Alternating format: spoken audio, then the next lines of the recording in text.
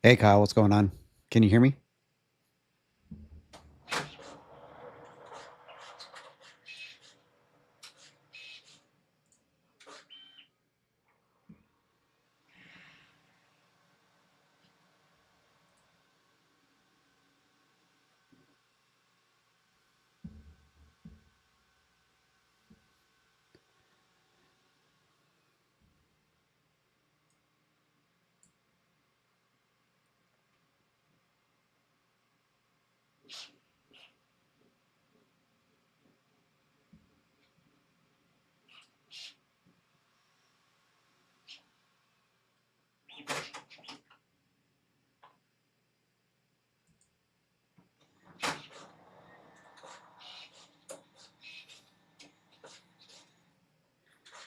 Cool. So today I'm using Streamlabs.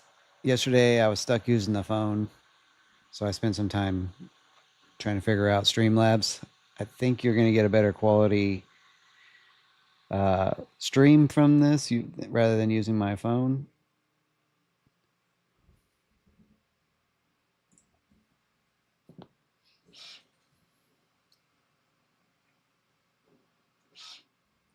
And I'm also able to talk to you straight from my microphone on my desktop.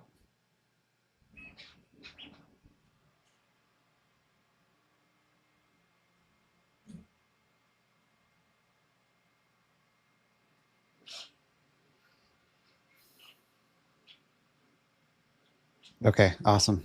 Are you on? Do you happen to be on the desktop or on your phone? Because I think I can stream to. It's supposed to be streaming to both right now. Which the obviously the phone version I have to like crop it down, but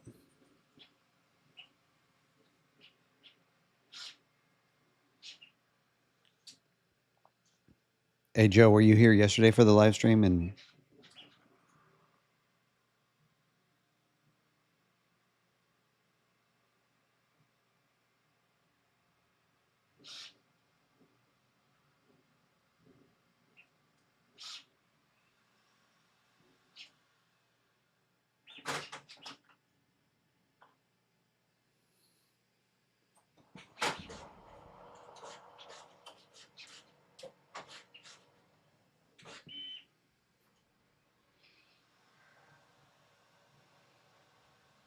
yeah, I just did it some kind of just like last minute. I still want to mess around with this Streamlabs software because I'd like to put up a countdown on how much time is left because there's basically 4 hours exactly.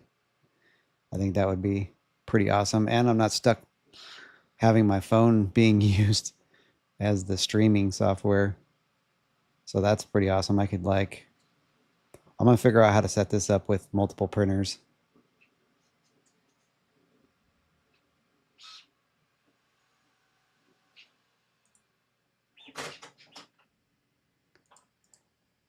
The software has so much stuff on here, overlay. Maybe that's what I want. No, I don't want no gaming overlay. I just want to put some text, some countdown text.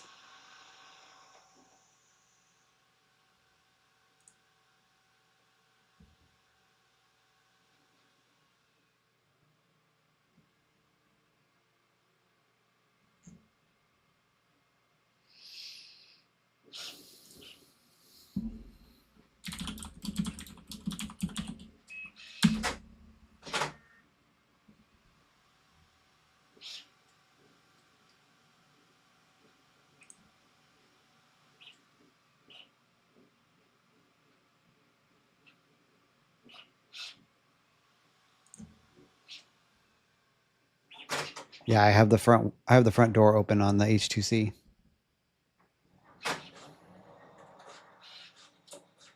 And I'm also streaming the audio from the camera that's filming it, and then also the audio from my microphone on my computer. The same basically setup that I use for recording my videos. So super new here, newbie for doing live streams, that's for sure.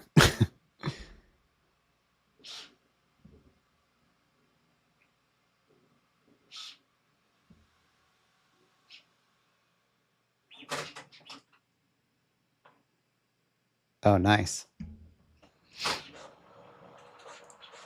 Yeah, but they were saying it was going to be beginning of December, and I was like, nah, it's going to be way sooner. Watch. And then, sure enough, this morning, the P2S and the H2C are both released.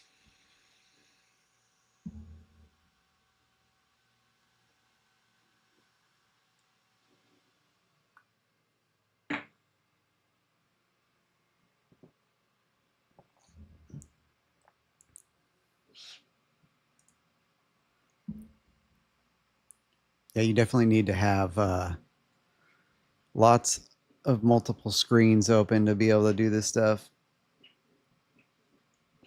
You got like the Streamlabs software up. You've got the YouTube control panel that shows you a little bit more information and data. But yeah, I've just opened up the live stream on the channel. It looks really good, actually.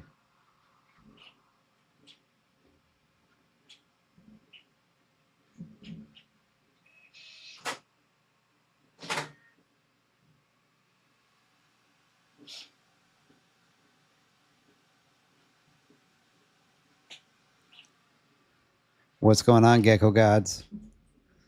Glad I was able to help you. That's what my channel's for.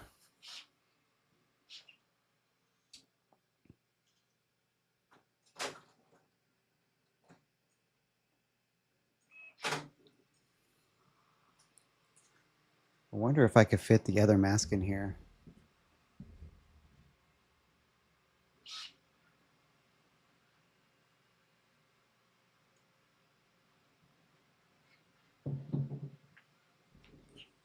Yeah, no, that's not going to work.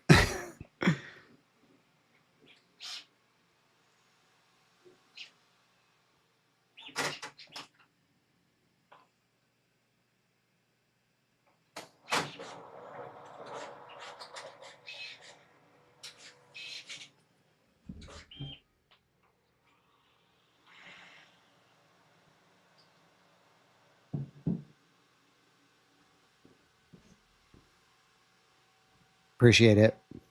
Yeah, this second mask is coming out a lot cleaner. I had a couple minor layer shifts, and that first mask was literally literally the first print. I printed a benchy first, and then I printed that mask right after it. 2 days straight. This one's been going.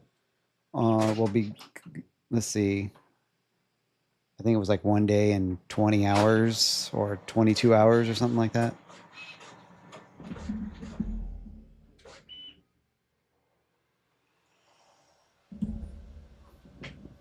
So I scaled this mask down just a little bit.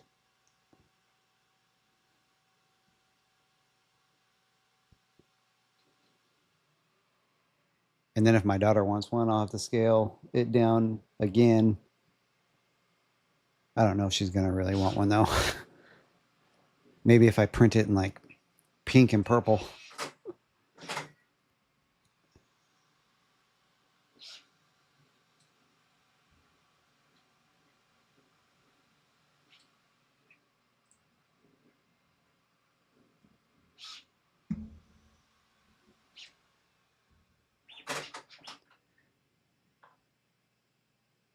Now, if I can just figure out on my channel how to update the thumbnail, because I think it's just showing like my channel background or something.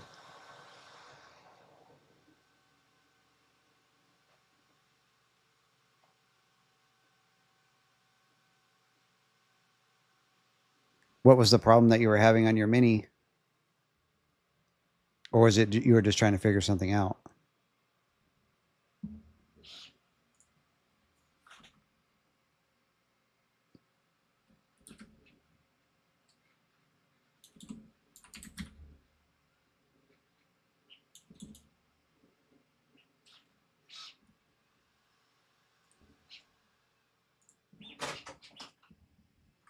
Oh, there it goes. It updated the video. I guess the thumbnail is now the video stream.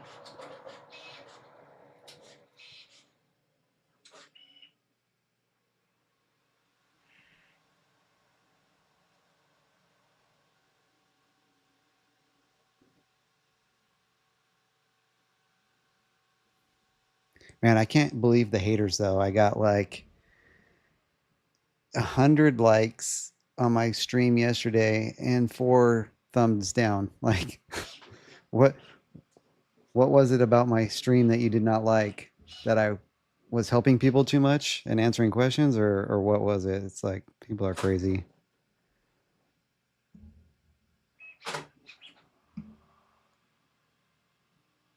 Oh, okay.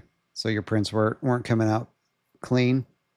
I'm gonna be putting out another video here soon. It's gonna be super beginner to like help with, because people were complaining that my smooth video wasn't like the side of the print, and it was a basically a you know an ironing calibration video.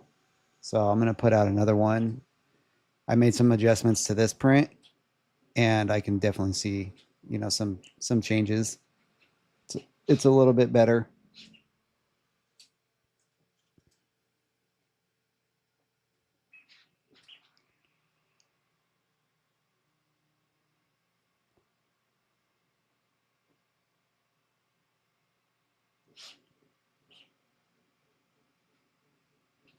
Yeah, Ray, I have an A1 and an A1 Mini, and obviously, if you watch my videos, you'll know I mount them above, um, because of the lack of space. And even all my printers, except for the few that I'm working on and testing and doing videos on, are in here in my office, but everything is in the garage right now. So, and it's on like a workbench that I built a long time ago on wheels, and they're just basically sitting on that in the middle of in the side of the garage. So I need as much space as I possibly can get. And I actually started selling some of my older ones that I don't really use because I don't have any more room.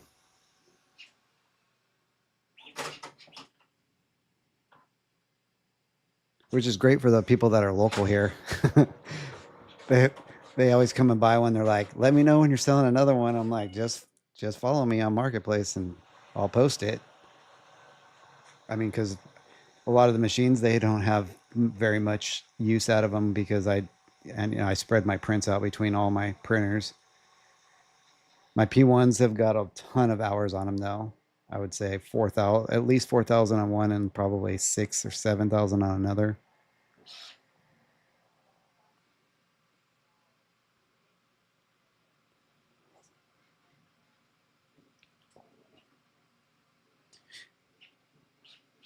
Oh yeah. Well, on the A1s, clogs on the A1s are super easy to fix. I mean, I love those. And it seems like a lot of other manufacturers are going that route with quick swappable nozzles and things like that, which is good because back, you know, years ago before Bambu, it was very tedious to fix that stuff.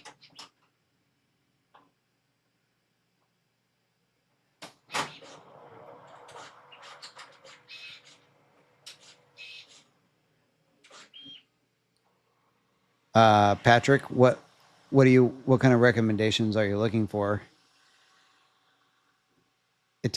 I mean, basically, I would need to know what you plan to print first.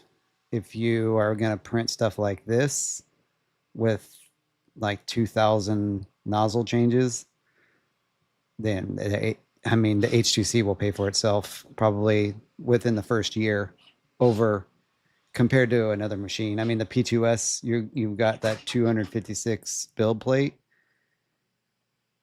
and It's not super small, but now that I've got my hands on an H2S and this H2C, and I've also got some other manufacturers like Anycubic, Cobra Max, and which I've been having some issues with, but that's another story.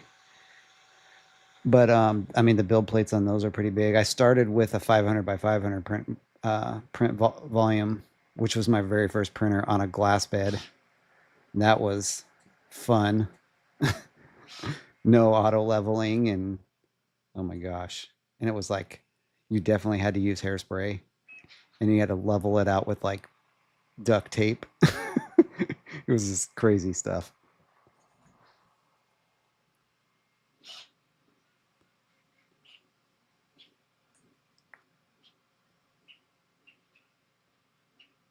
Oh yeah. Yeah, after your first unclog, it's all downhill after that. You'll be like, I'm gonna rip into this sucker. If it gets clogged again, it's easy.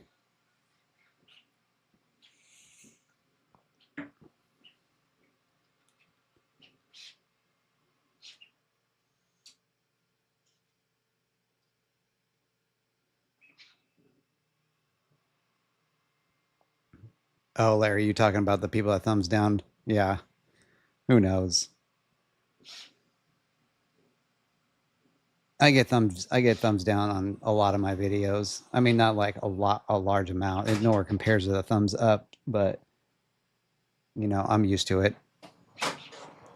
I build I built an online forum before Facebook groups and all of that stuff. I used to own a huge off-road website forum, and we'd get 2 million hits a month, and it was just constant people being petty, hiding behind their keyboards. I don't know. I'm used to it. They just get blocked from the channel. So I mean, not the thumbs down, but the people that literally trying to hate on with a comment or something, they just get blocked.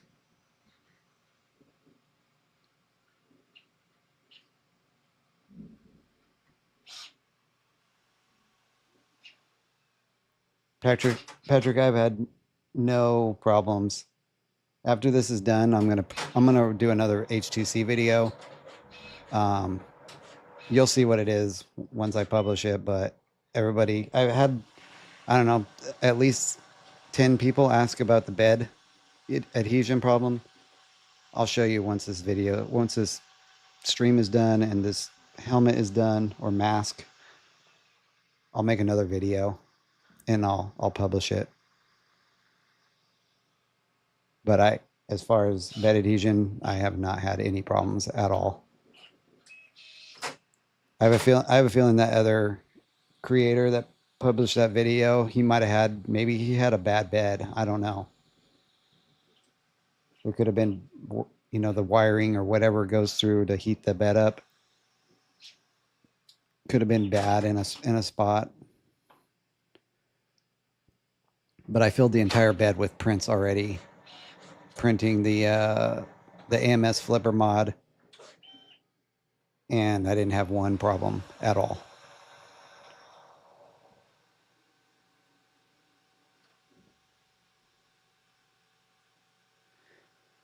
Oh, I don't. As far as people not liking my videos, I don't know. There could be a ton of different reasons. Who knows? There's multiple ways to do things with 3D printing, and if I don't explain it the way that they think is right or whatever, maybe they think that I'm wrong, or who knows?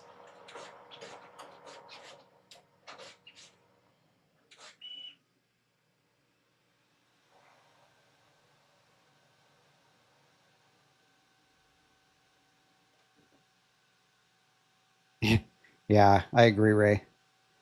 Well, if you were like around when the Centauri Carbon was, released, um, I published the video when it was released and sold a bunch of those.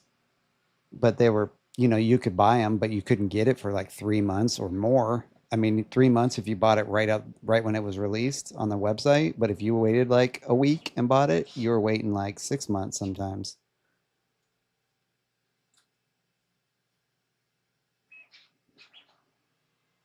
I mean, there's no way to anticipate. I don't even understand how these companies can anticipate how many units they need to have ready at a launch. I mean, they can have past data and everything like that, but how do you really know how many you're going to sell?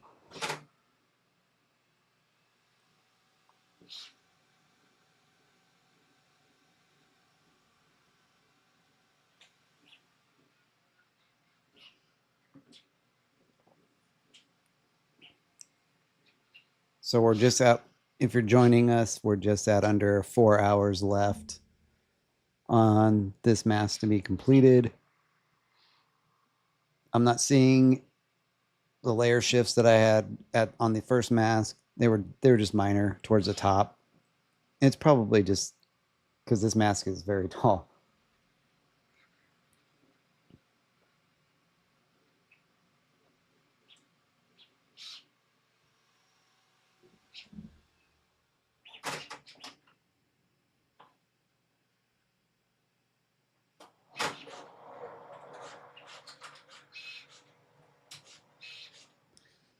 So the camera is sitting on the ground. It's not touching the table or the printer at all. So yes, the actual printer is wobbling. If you've owned any kind of H2 unit, they, I don't know what they call them. The feet, they're like dampener feet. They're kind of rubbery. So when you put it on the table and you just kind of put some pressure on the side of the printer will actually like wobble in a circular motion.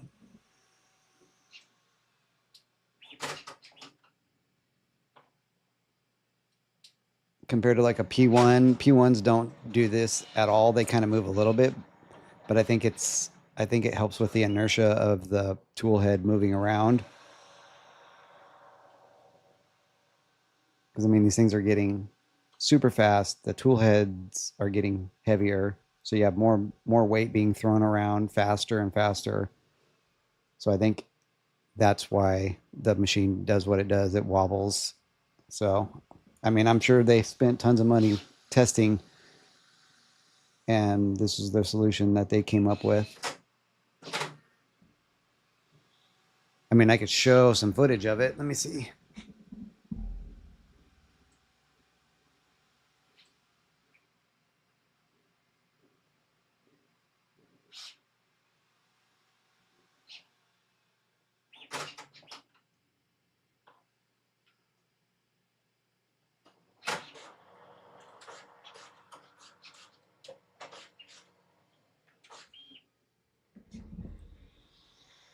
You can watch that for a little bit. I don't know if the live stream will capture it, but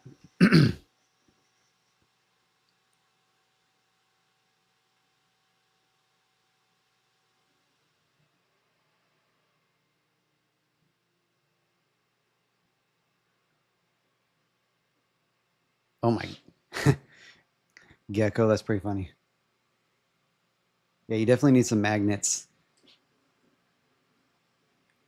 I'd suggest buying some those really strong. They're like called earth magnets or whatever. I have a whole bunch of them, but I mean, some of them are so strong that you can barely even pull them apart. It's crazy how strong they are.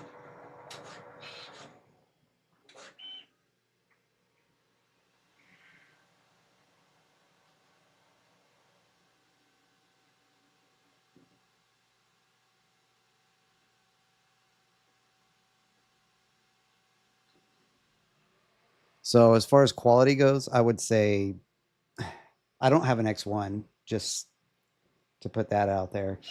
I have P2S, I have P1s, I have A1s. I mean, you're honestly going to get very similar quality. I I think that this printer prints really well. I mean, for it doing 2,000 nozzle changes, I don't see any imperfections as far as that goes. And who this printer is for is if you're printing stuff like what I'm doing right now.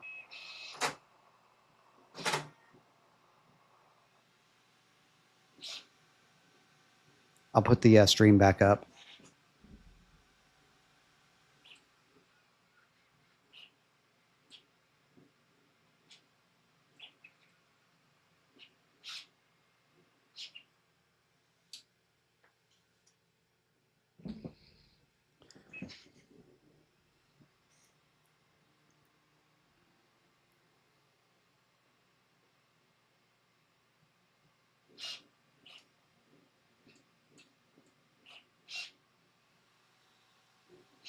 So like as far as cost savings, if you didn't watch my video, my H2C video that I published yesterday,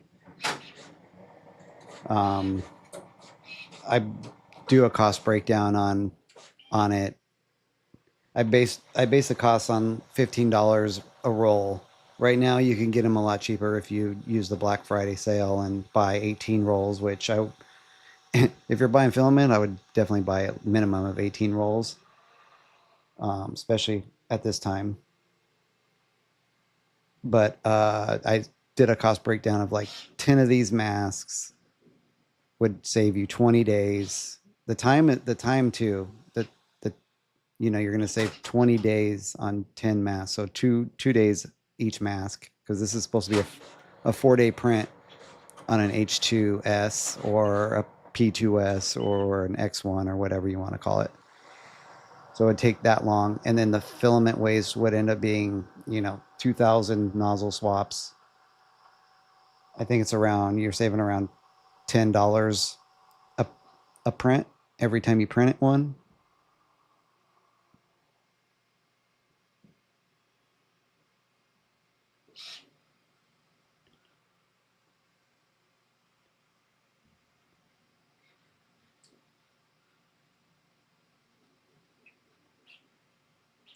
Yeah, Gecko, I'm not 18.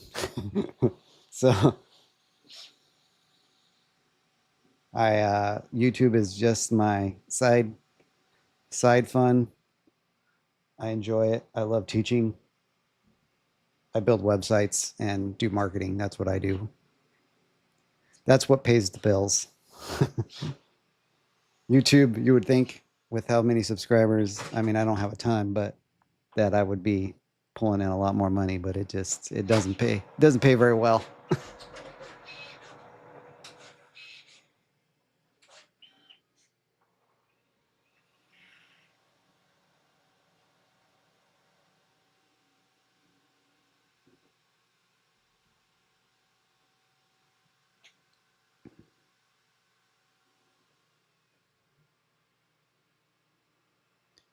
Yeah. Comparison, time savings, filament savings. I mean, just think about over the course of 1 year.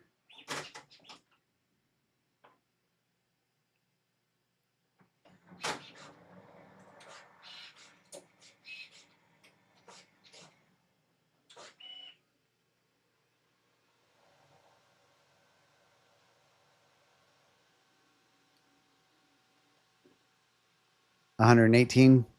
Yep. Doctor, yeah. Let me see. I do have I was going to print ABS and ASA, but you can see this printer sitting, like, this is where I work. It's sitting 3 feet from me. And I was like, I don't I don't know. I can't be breathing those kind of fumes in. So I opted out of it, and that's why I don't have any testing like that in my video. I've only had the machine less than 2 weeks, so I didn't have a whole lot of option,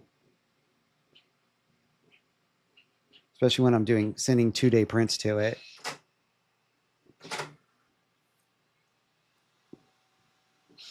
But I will. I need to make some room in my garage. I just really like having this machine sitting in here with me. But it is a little noisy. My H2S is on the other side of the room, but yeah, for doing printing with that kind of material, I'm leery. I mean, even this is all PLA, and to be honest, I don't really have that maple smell that you usually get. I don't know I don't know why, but normally I definitely, when I had my A1s in here, I would definitely, I would get a headache in here running a print. So I would have to like take breaks working, and I was like, okay, I can't do this. So ended up moving those out, obviously. But even on my P1s, when I would print, I mostly print PETG though. So printing the skulls, like dinosaur skulls and things like that, print mostly PETG. just for the strength. I'm doing, a lot of multi-part prints, so they get glued together, the strength of it. Um, Me living in Arizona, it's hot everywhere except for right now. It's been nice, rainy the last 2 days.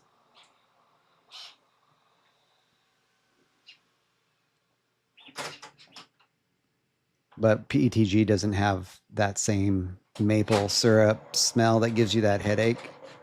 So I didn't know anything about it because I would mostly just print PETG when I first started. Never PLA. But when you're doing cool prints like this, I mean the colors for the PET G stuff is getting better, but there's a lot more options in PLA.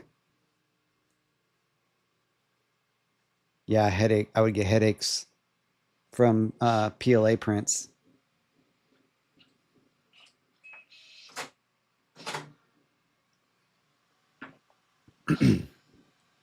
And this one is like, yeah, I have the front door open on it. I don't even smell it.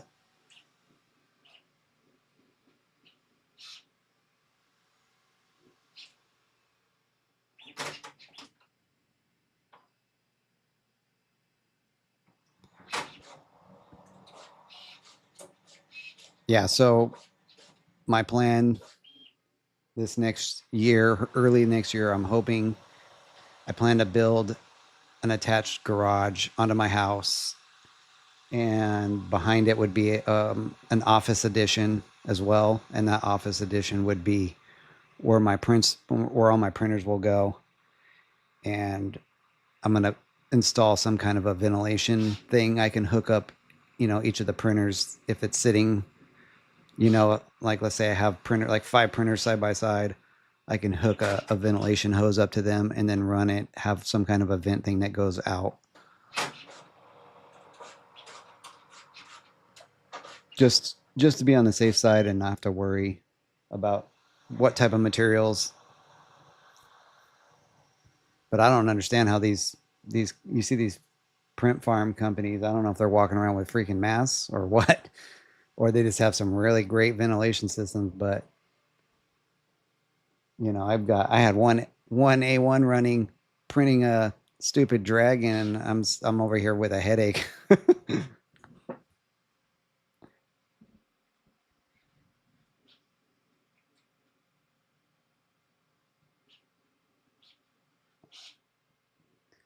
um, the PLA I use, I mean I use Bambu PLA. Obviously, that's everything right here is Bambu. I've used Jo, King Rune, um, Polymaker. They all they all kind of have that same smell, and it might be the specific colors too that are worse than others.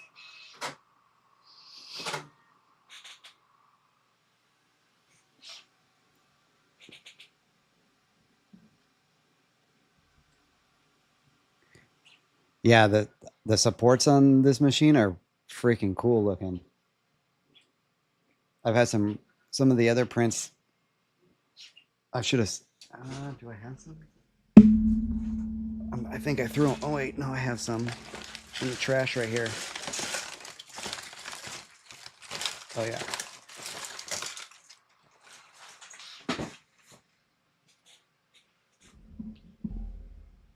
Check this. This was from the first print, the first mask.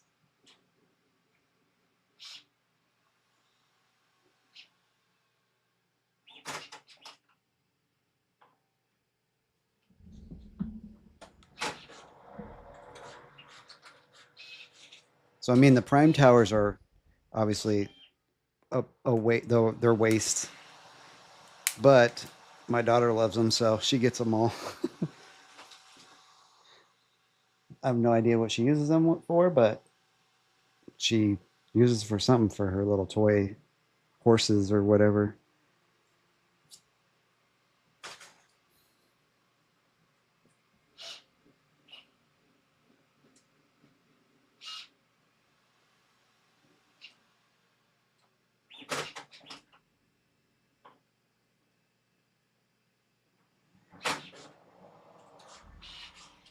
I don't have any bed heating issues.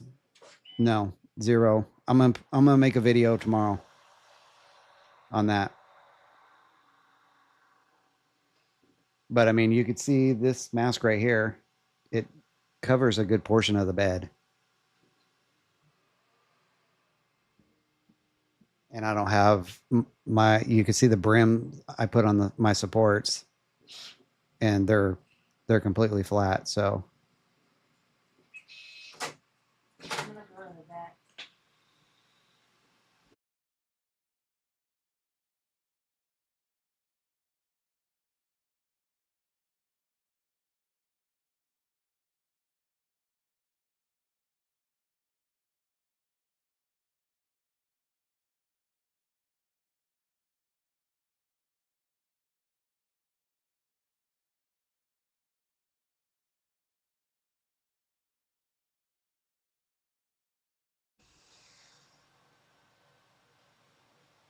time for me is 1:40 p.m.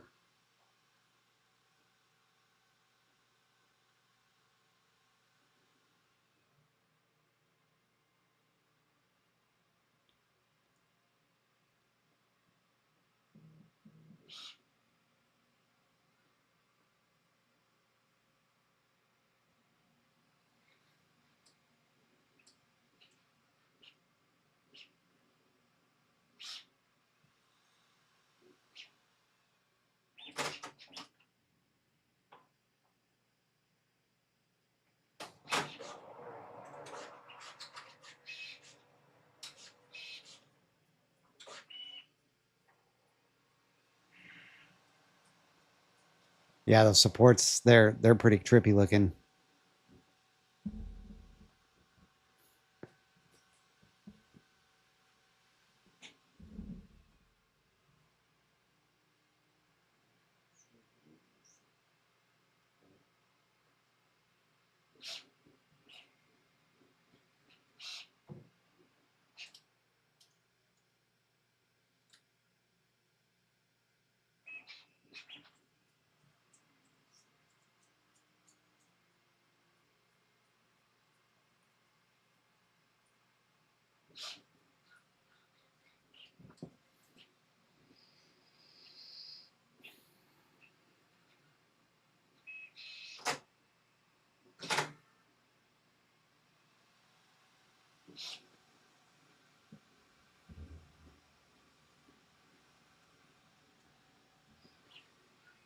So this is the Bambu H2C that was released yesterday.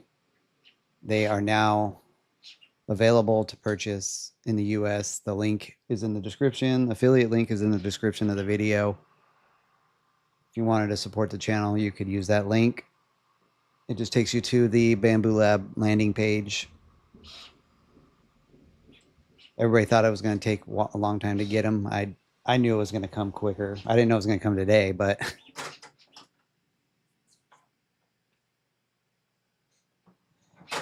I think there's like 3 hours and 30 minutes.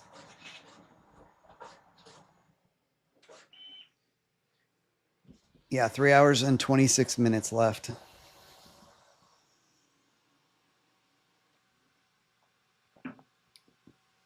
And I believe it was 1 day and 20 hours or 22 hours, something like that. A little bit less than the first print because I scaled it down. Although I was going to try and add a fifth color by hand in Bambu Studio, but I was trying to get my video done and ready for yesterday's launch, and I wanted to get this mask started that same night, and I totally bombed and forgot. I was just gonna color in some because I'm using white. I was gonna use that same bone color, which is kind of like an off-white color, and just fill in some areas with it. Totally forgot, but I will probably do that for the future.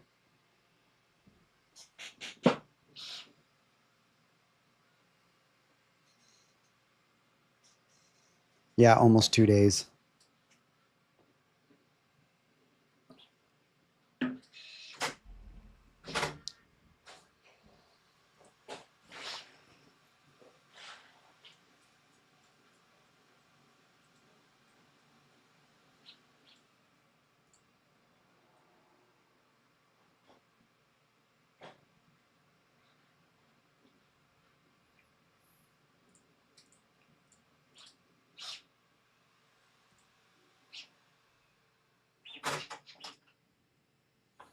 If anybody in here knows how to use Streamlabs and how I can pull out maybe a text block or something on top of this so I can put in a timer or a countdown on the print.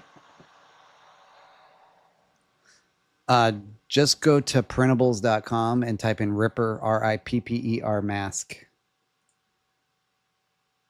I can't even figure out how to type in the chat in Streamlabs. I have to like, let me open up my control panel on YouTube.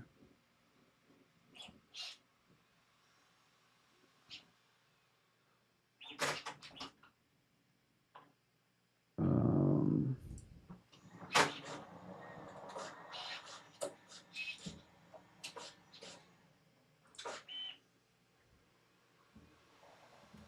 um,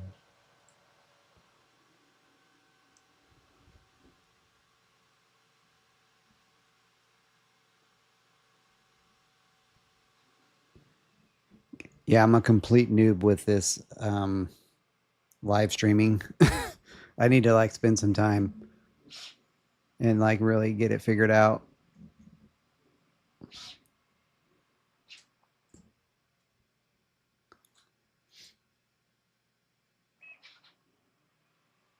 It's very strange. I have way more viewers on the desktop than I do on their phone.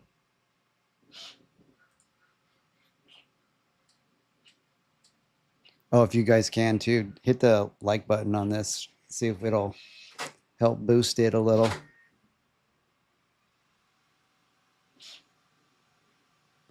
Post. I'm trying to find the YouTube. Oh, there it is. The YouTube control panel, live control panel. I couldn't find it.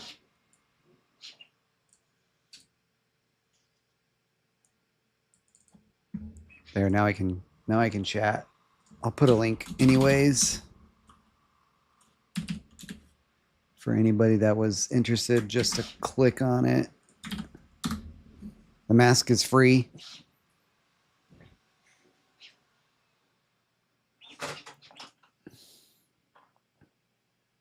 Yeah, the first time I started this printer up and watched it, I was just like, oh my gosh, this is the coolest thing ever.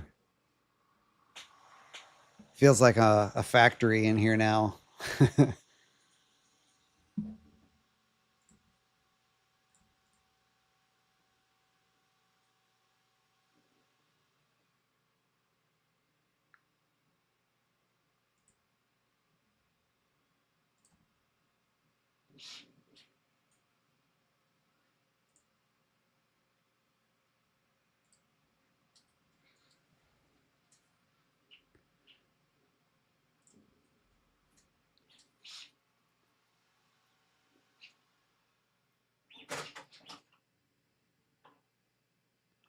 Yeah, if you're new to the stream, it is the Bambu H2C 3D printer that was just released yesterday in Germany. I've had a unit for almost 2 weeks or about 2 weeks. I figured a lot of people would like to see it in action, so there you go.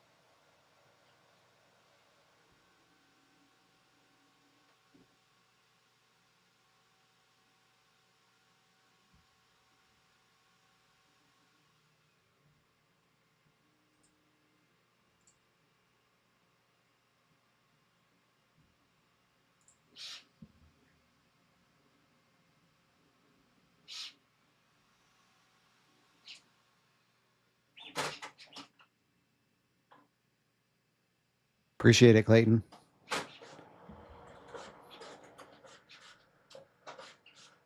Well, you should be hearing the machine from the camera that's filming. I, I'm guessing, I hope you can. It shows that you can hear it. So you can at least hear how it sounds. It's noisy because I have the door open. That's one thing. If I close the door, then it's a lot more quiet.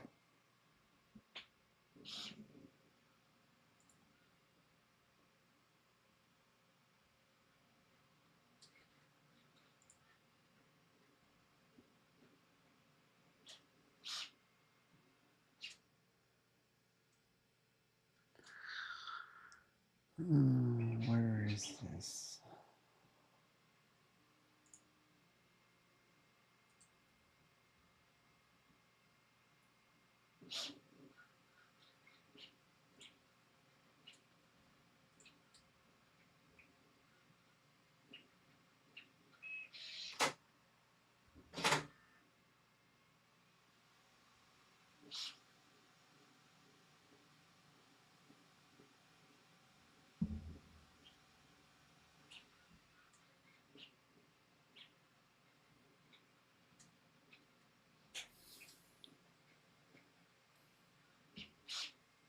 So I'm here to answer any questions if you guys want, or if you guys have, not want, if you guys have any questions.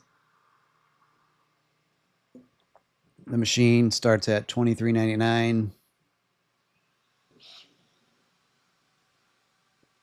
The advantage of this machine over a lot of the others, at least a lot of the other Bambu ones, there's other machines that are coming out with tool head changers and things like that, but over just a regular 3D printing AMS machine, I mean, the poop, this machine does not have any filament poop waste. So for this particular for this particular mask, it's around $10 savings on a 15, if you paid $15 per roll.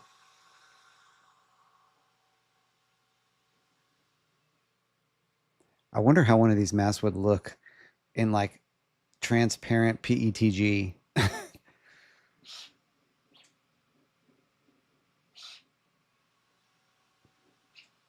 Or even like have just a stripe in a transparent like color or something.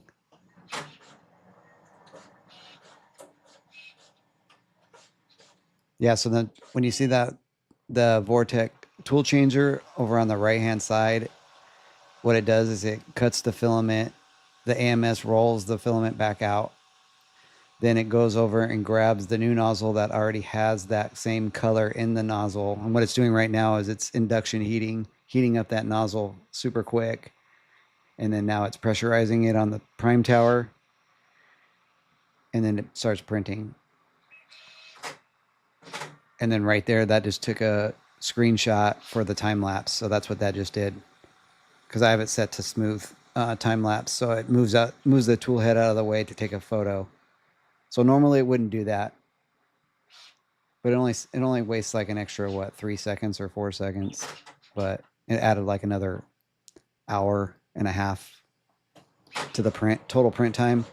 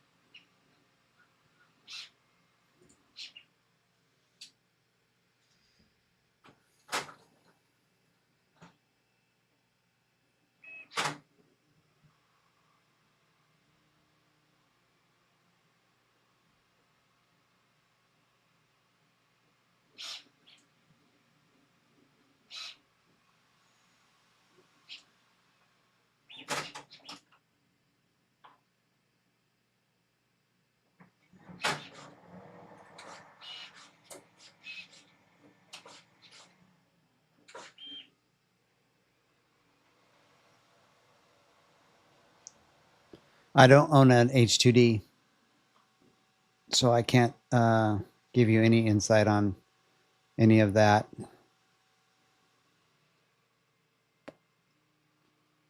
I don't even have any of that kind of material.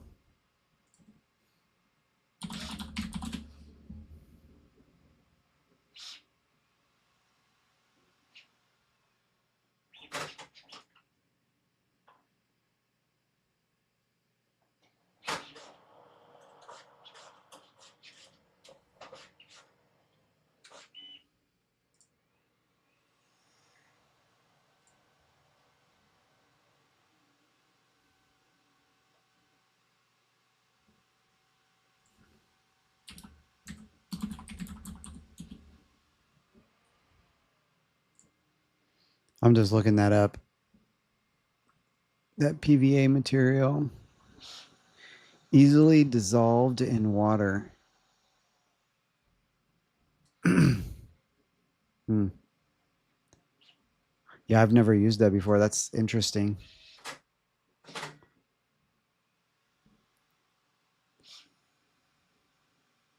I mean, I do so I'd make my adjustments to my supports, and I've definitely can tell you this. I've noticed when removing supports from models like this, the witch that I printed, and a few other models that I haven't shown on my video, that the supports, I mean, I just did a few modifications to the support settings, and they come off very smooth. Now I don't know, you know, I don't know if it's the machine itself, but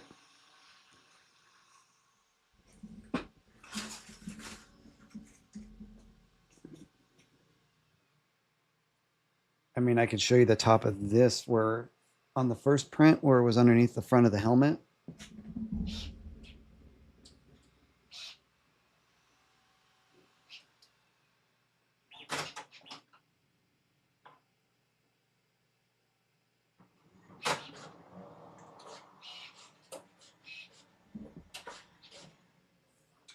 So when I was removing the supports on the first mask, I mean, it came off really easily.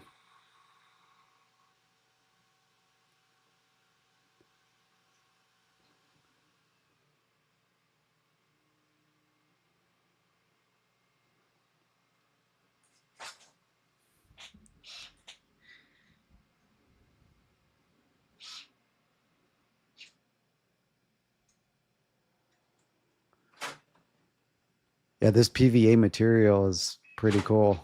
I actually have not looked into any of this. I've never used any specialty support material yet.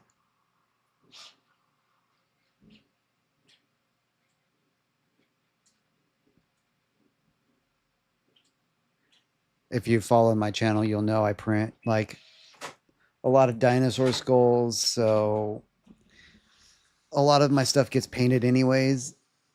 I mean, $31 for a roll of this stuff is a bit costly. I try to keep my costs down as much as I can, especially when I'm, I mean, my Triceratops print was, I think, 80 rolls or some crap like that. I made it extra freaking heavy. But I'm working on a new video on doing bigger prints and less waste, less infill, all kinds of stuff, but still strong.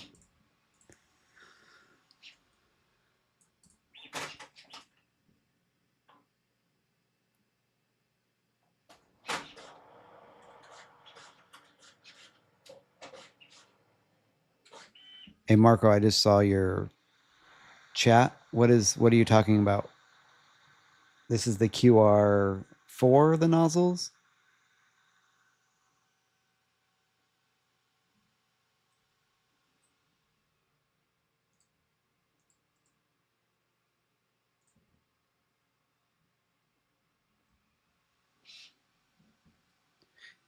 I would definitely look into that PVA if I had prints that, I needed like zero abrasion from the supports.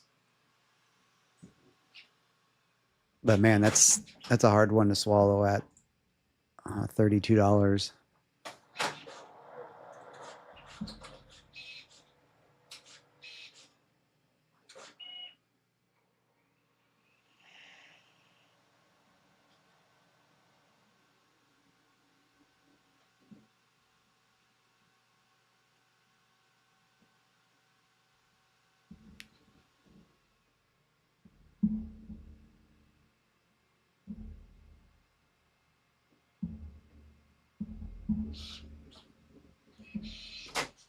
This printer is $23.99. I don't know what it is in other countries.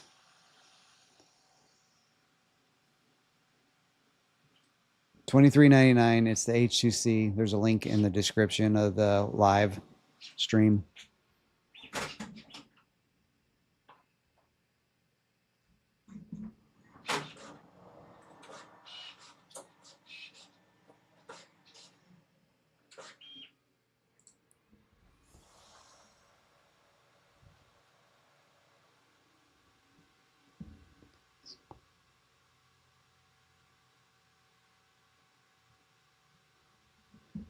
So I'll probably start looking in. I'll probably get some of the support material here since I have a since I have the H2C with the two extruders and give it a whirl.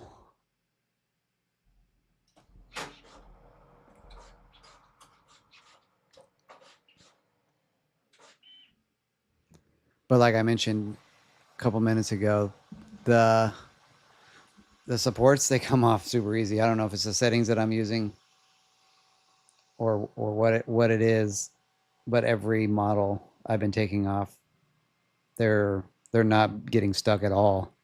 I mean, the little witch had the staff with the big old arch in it. I was worried it was going to break, but I didn't have any problems at all. After I cut the support off, it kind of fell off of it.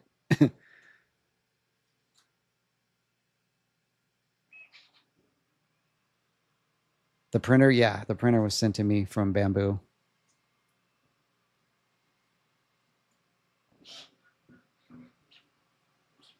But I'm contemplating buying one, another one.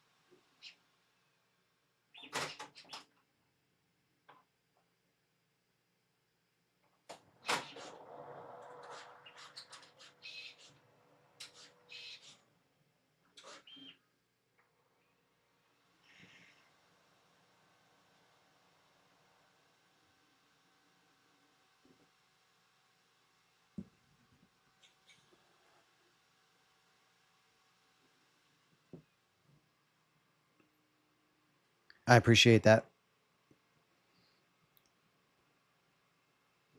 No, this camera is a DJI pocket camera I'm using, but the cameras are better in these machines. In the H series machines, are a little bit higher quality.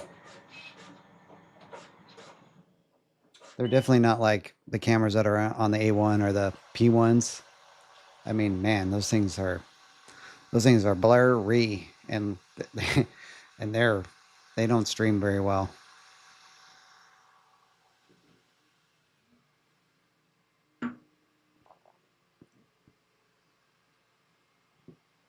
Awesome.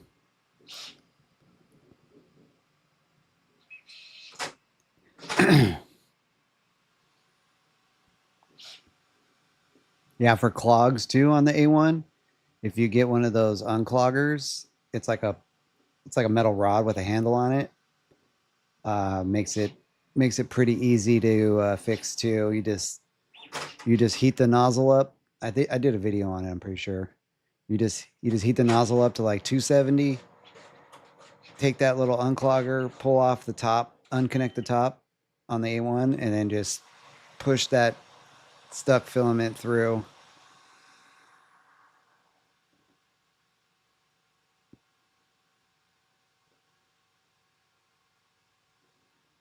Yeah, the P1 cameras are pretty bad.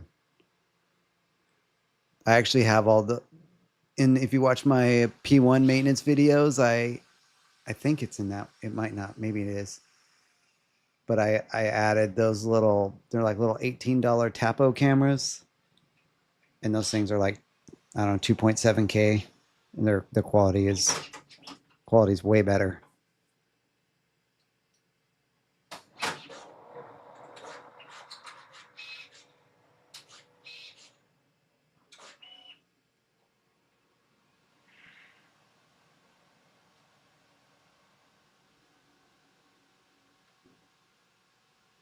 No, I don't have. Only light that's coming in here is the window is open. That's it. It's actually pretty dark in here. And yeah, there's two light bars if you want to see.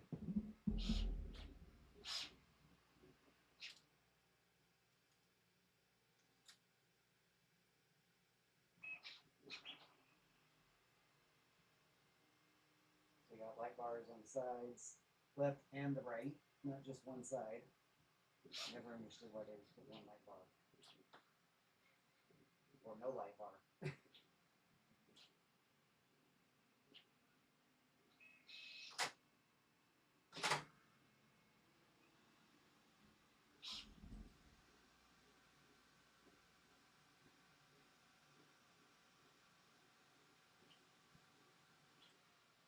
Yeah, huge difference.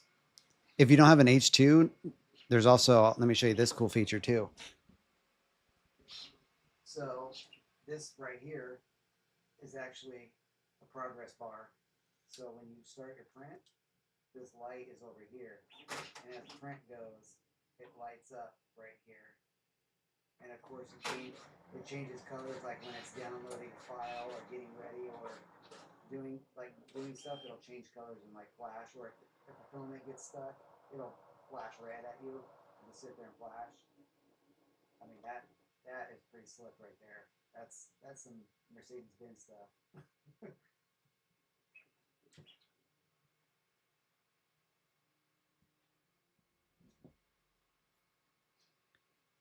Yeah, they definitely made the H2 have some really cool features.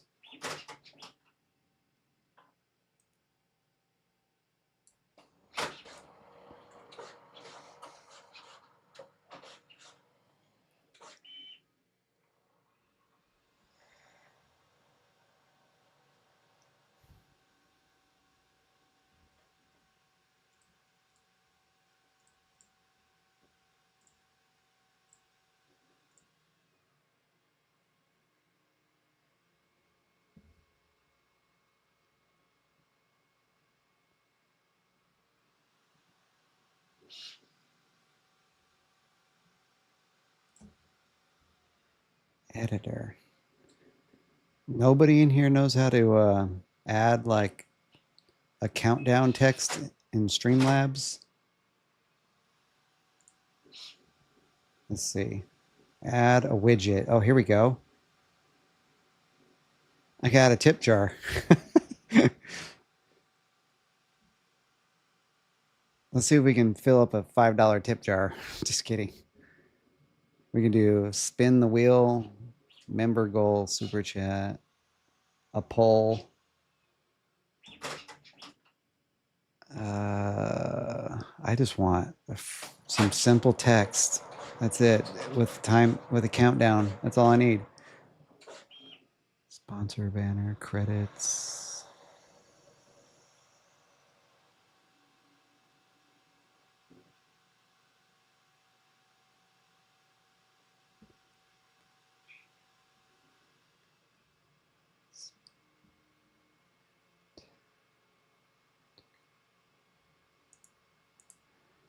I wonder if I need to add like a specific app or something. I need to watch some YouTube videos.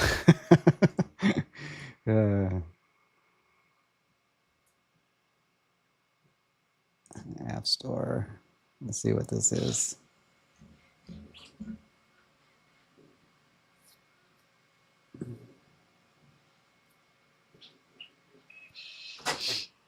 You would think there would be like a super easy way to just add some text.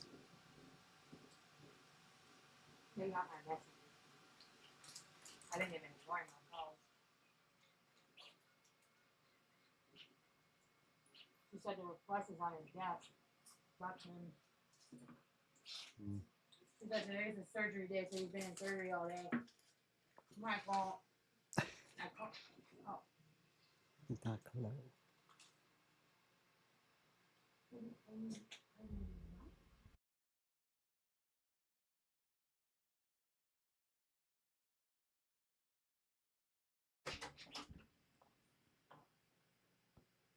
Do I use a rig to record? No. I've tried to simplify. Actually, I need to adjust that camera.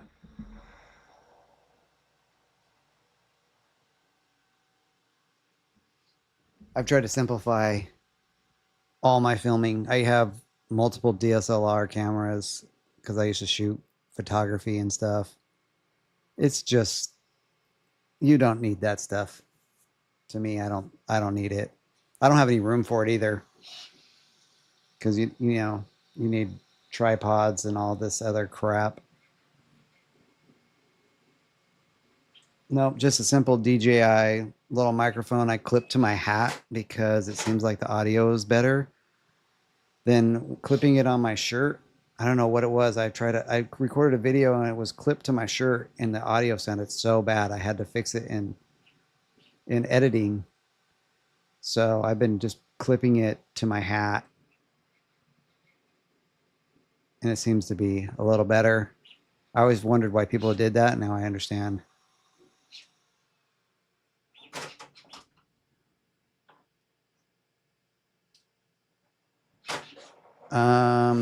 To get subs on YouTube, thumbnail for sure. I use Photoshop. I've been using Photoshop for 25 years, so that's why my thumbnails are pretty. They're okay. They're good. They're good enough. I don't outsource it to anybody. A lot of big channels, they outsource everything. Their editing and their thumbnail creation. Nope, I do all of it.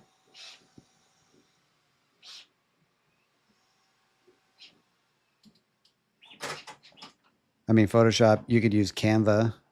Canva might have some good templates. YouTube, YouTube thumbnail templates.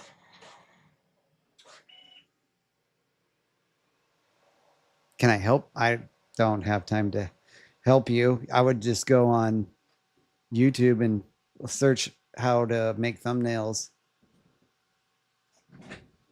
There's also templates. I mean, you can probably find some good templates. Just search up YouTube Photoshop templates, thumbnail templates. I'm sure you could probably find some.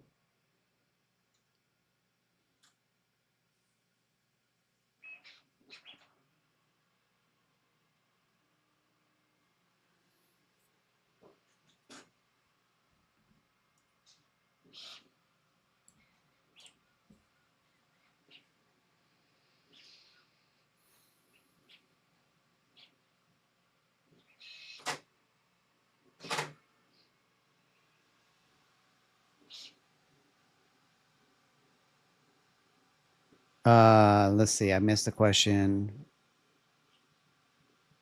Is the extruder on the left swappable, like easy to swap out or clean? Yeah. Yeah, it's the same. It's the H series swappable nozzle. Let me grab one. I have one sitting right here. It's like I mean, it's basically, it's right here. It's this nozzle. It's the A1 style. This is the left extruder nozzle. You can see right here.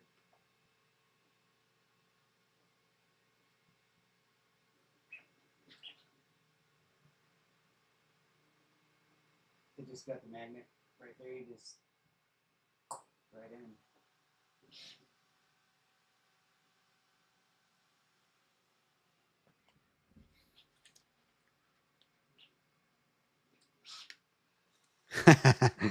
Well, use my link.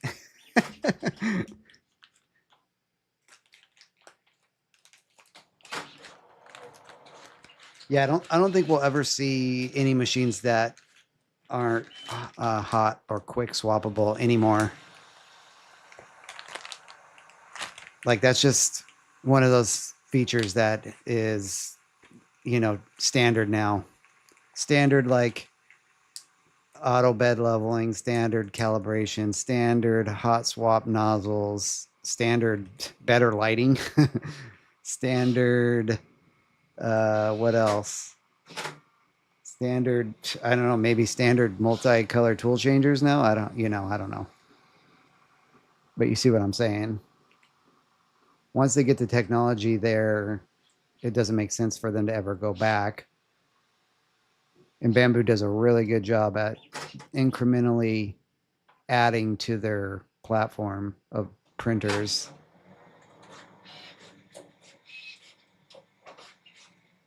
Like they knew when they came out with the H2D, obviously they knew this machine was going to be basically the same thing, just with the tool changer. And they built it like that. And then why not release the H2S with a little bit bigger build plate like everybody's been wanting? And it's basically the exact same thing. The H2S is the exact same thing as the H2D. Like it even has a spot for dual extruders, yet there's no dual extruder on the tool head. So to save costs and to be able to release it, they just basically use the guts and skeleton of the H2D.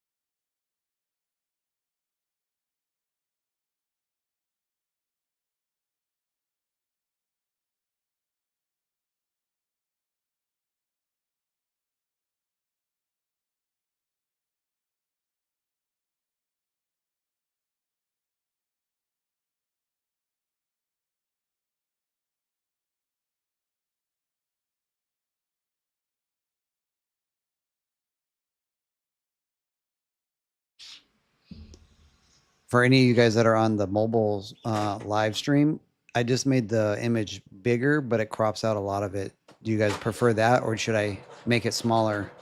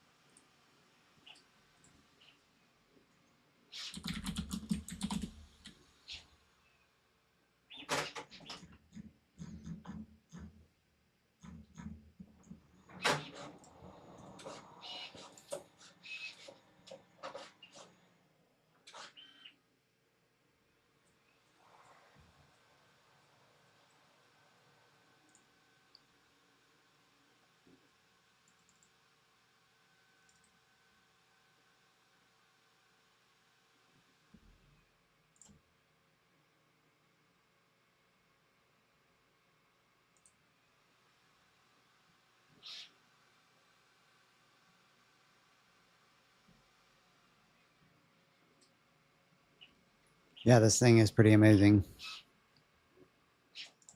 Anyway.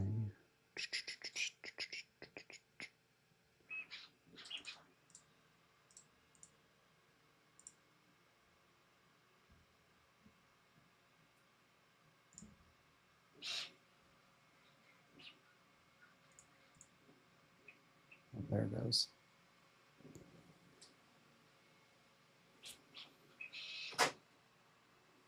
So everybody that's watching, where are you guys located?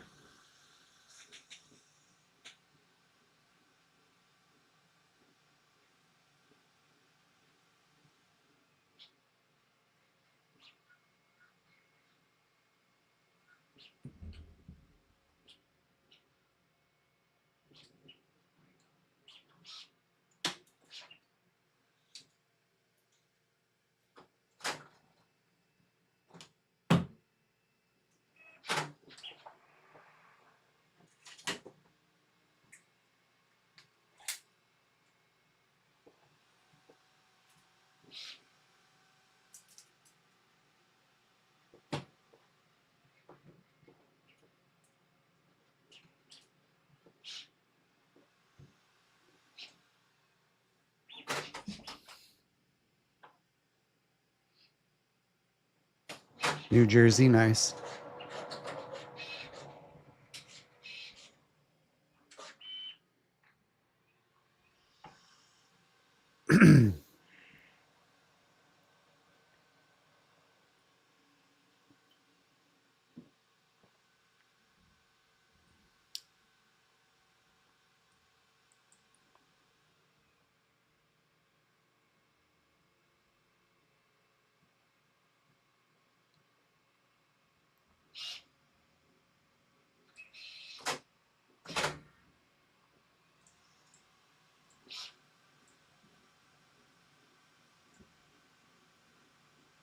Brooklyn, sweet.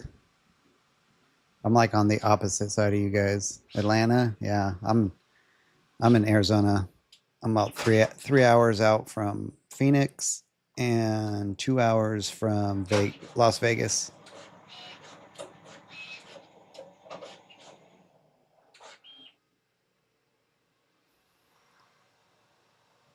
I wish that they would do some more 3D printing events in Vegas. I don't know why they don't.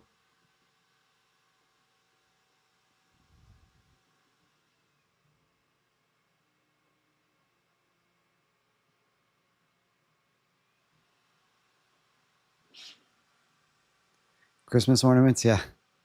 I'm trying to get rid of Christmas ornaments this year. I think every year, a little bit more. We used to have a huge Christmas tree, and now the tree is a little bit smaller, the new one, and they just don't fit anymore. So every year, time to get rid of some of the old stuff. And some of them that's like, where did this tree ornament come from? You don't even remember.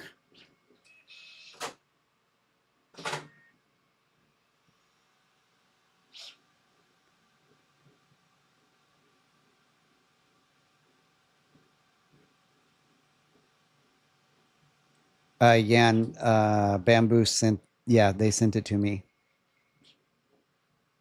Yes, it was free. Yes.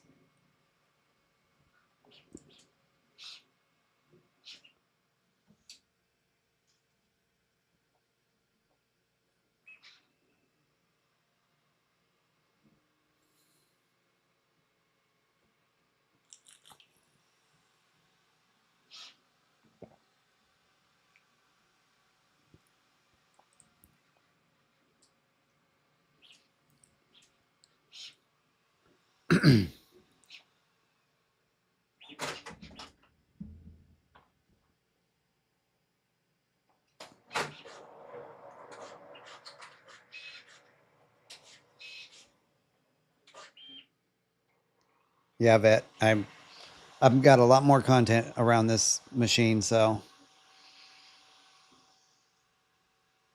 got to make it so that their investment's worth it, I guess. But I like the machine.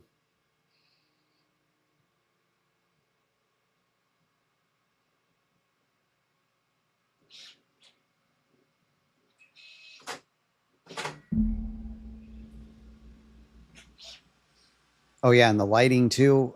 It has the two light bars. It's the same on the H. I believe it's the same on the H2D and the H2S. Like I was talking before, they pretty much took the same skeleton and made three printers out of it. The H2C, the H2D, and the H2S are. I mean, obviously they're all the same H series models, but it just goes to show how they're smart with their innovation and you know taking what's working and just building onto that instead of trying to reinvent the wheel and come out with something new, like a new type of printer or whatever it may be. And they did the same thing with the X and the P series. They're pretty much the same printer. You have a lot of the same guts.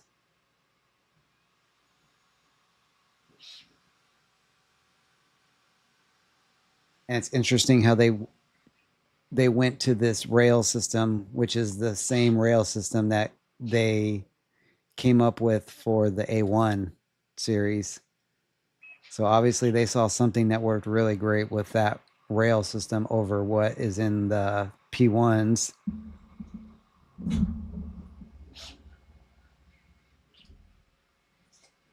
Although the P2s still uses the same rail system as the P1s. I don't know the technical advantages of those two different systems, but they obviously liked that rail system. No, I don't have an H2D. Is that nozzle on the right getting? I'm just looking at it on the live stream. It looks like it's got some clog on it.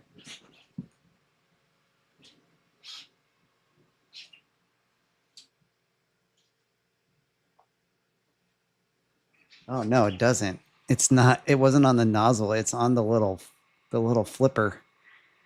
So there's like a little flipper that goes between the two nozzles, and it goes to the left nozzle, and it'll keep it from oozing. There's a little piece of filament stuck to it.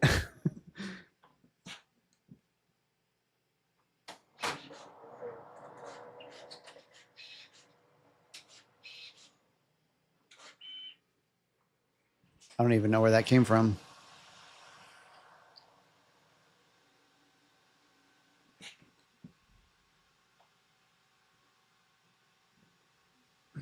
We're down to 2 hours and 28 minutes left.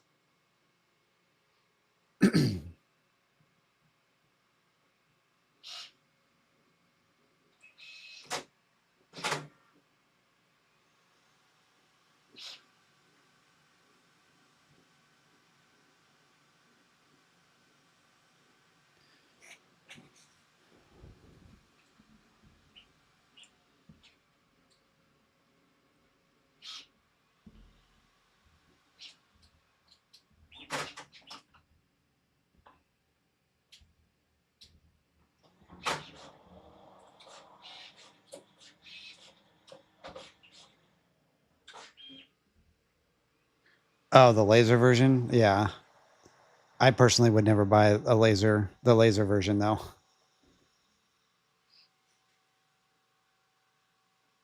I don't even know what the price difference actually is. Let me look that up. Bambu. Let's see. What do we got going here?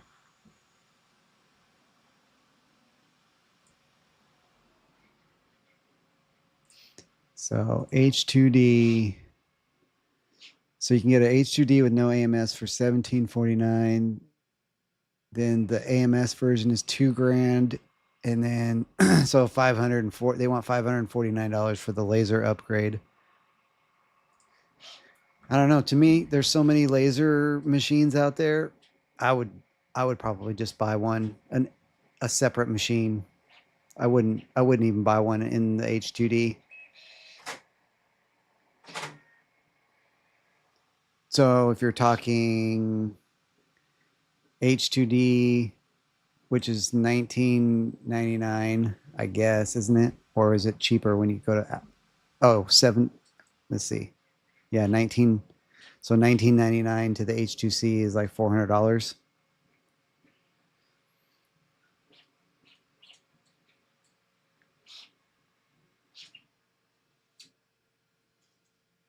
Yeah, I mean, there's a ton of laser machines that you can get for, I think 10 watt ones for like 500 bucks. I have an A1, the Creality A1 laser. And that thing's pretty sweet. And I think those are like for 500 bucks right now, 550. So basically almost the same price. And now you have a separate machine. You could be doing lasering on one and printing on the other.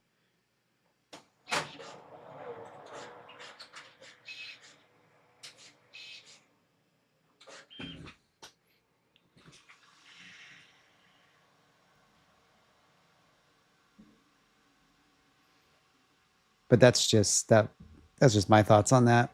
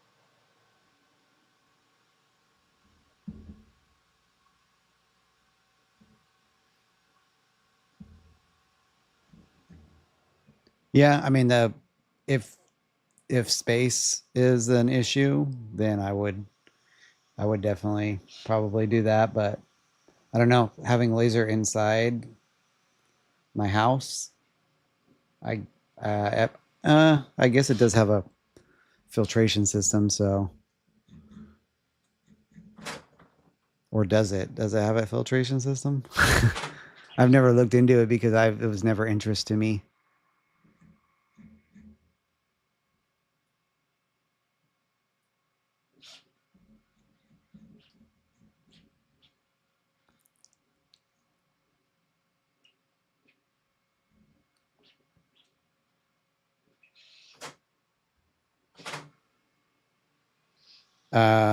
Point two, just a standard.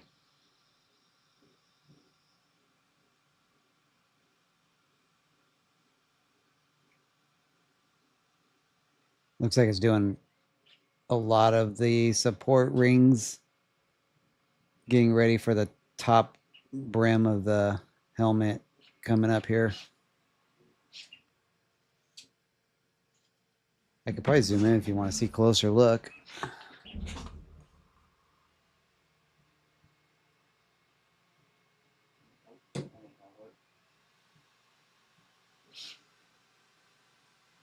Focus? No, it's too close.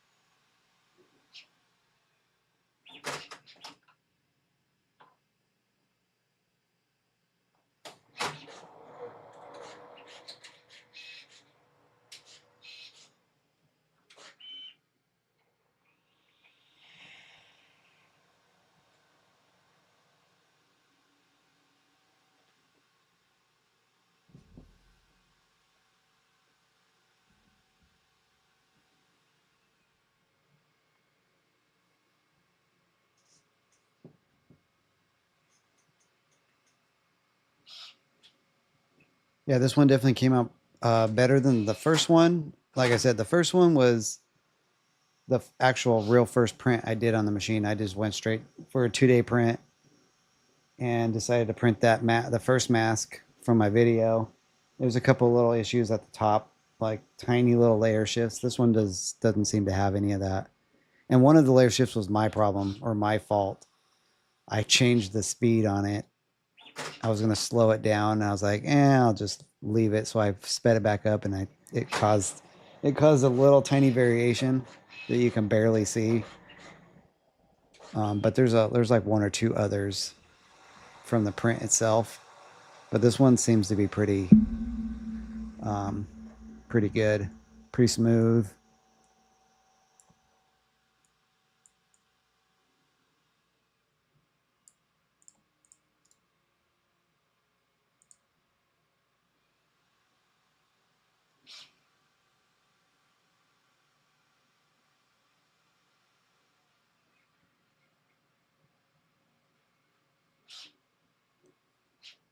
Okay. Yeah.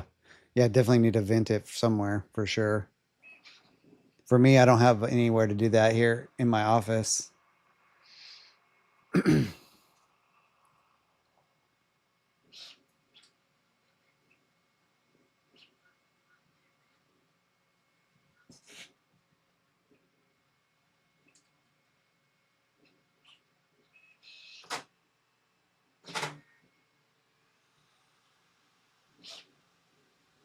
And another thing too, I have my I have this front door open, so it really isn't able to control the environment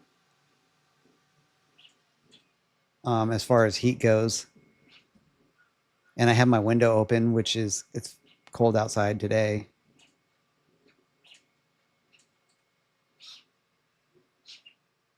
So for that, I think it's doing well.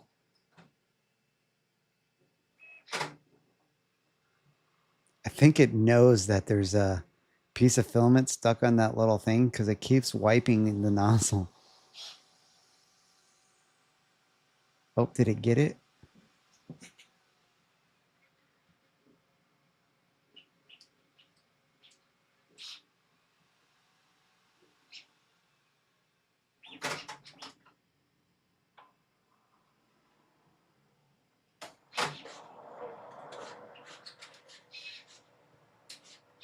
I think it actually recognized that there was a piece of filament stuck on that nozzle. I don't even know what that thing is called. What is that thing called? Let's see.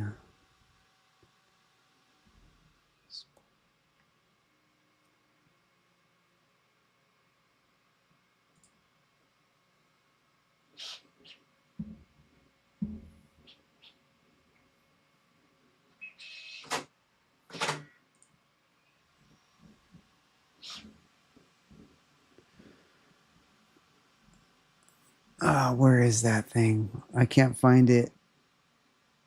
Maybe it's under.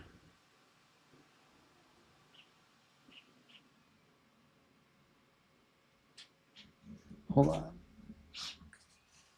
I have the H2 booklet right here. I wonder if it'll tell me. It'll probably tell me the name of it.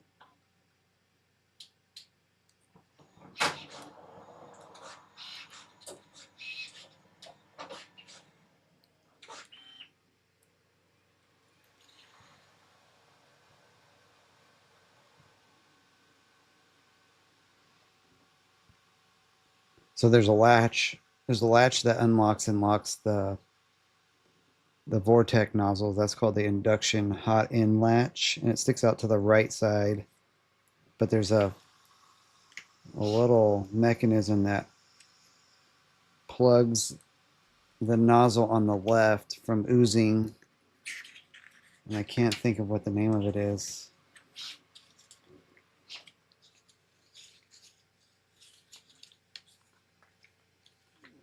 It's not in this booklet either. So weird. Oh, 13. Flow, they call it the flow blocker. It's like a little finger that flips over and like plugs the nozzle, and it had a piece of filament stuck on it. And I noticed the tool head kept going over and wiping, and I think it caught that piece of filament and got rid of it. Oh yeah, you can see it. It's pushed to the back of it now. I'll have to remove that after the print's done. Yeah, it just flipped right there. That was it.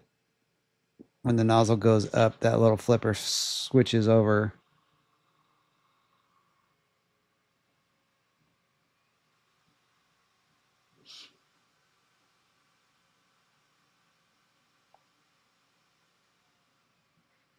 Yeah, the whole bed needs to be changed because the the H2C has a slightly smaller bed than the H2D. You need to get that room in there. I'll I'll reach out to Bamboo and see if they would want me to do a video on that. I don't know if I'm gonna get myself into something crazy, but I probably could handle that. I think. I mean, I've done soldering on electronics and things like that. I think I could probably handle it.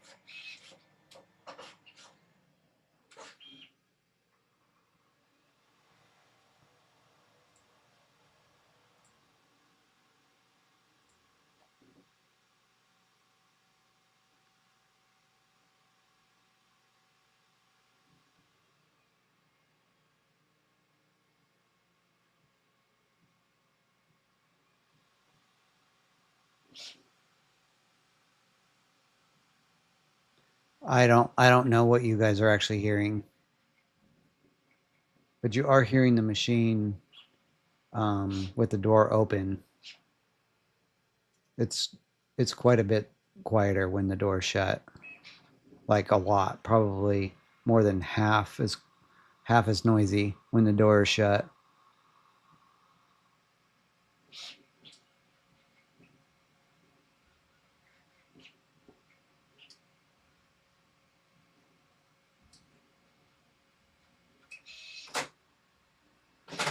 Yeah, I don't think the problem is on the size of the vortex would, and only having smaller amount of nozzles because you still have to have the same width of spacing. So I don't even know if that would even matter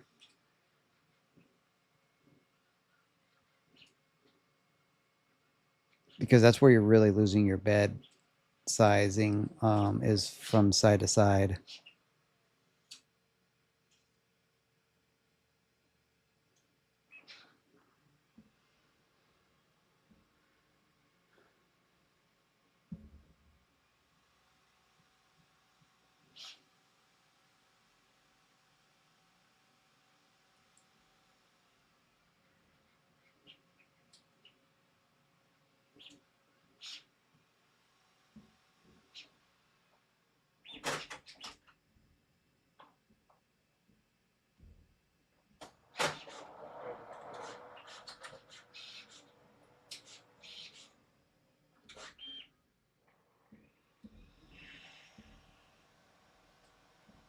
Yeah, I got the ultimate nozzles. They showed up the other day.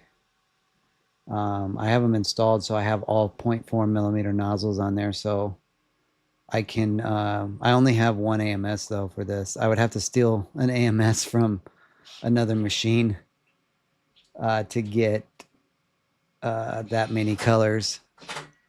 So we'll see. It would definitely be something fun to try out, though.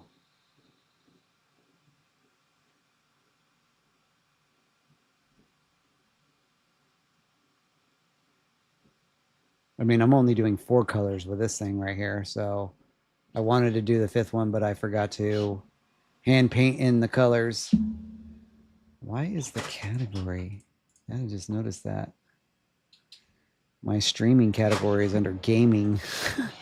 No, we're not gaming here. I don't know if that's actually going to matter, but I'll switch it to tech.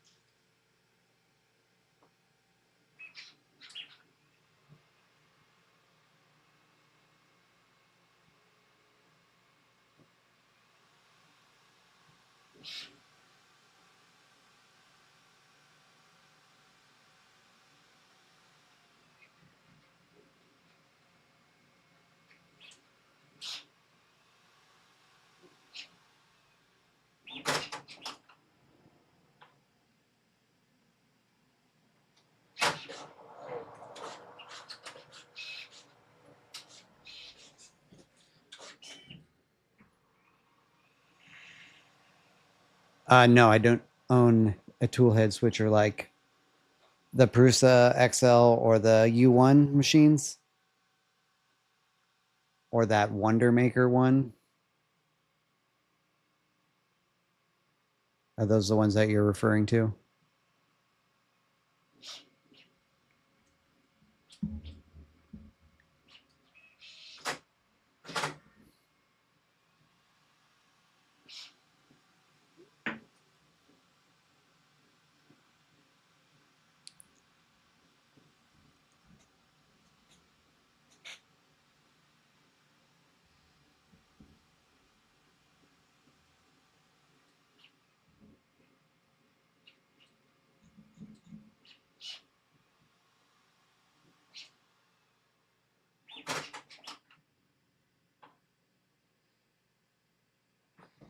Yeah, I don't have a U1.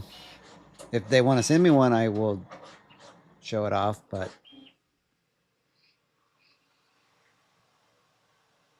I don't know. It seems like a pretty good machine though, I think.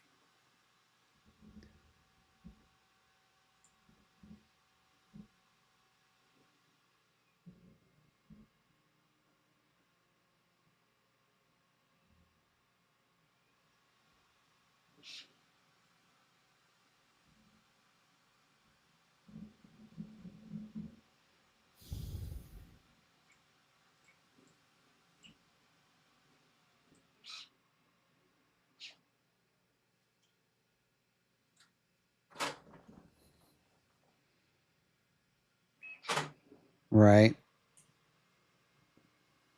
Yeah, I mean, it's also the software in your settings too.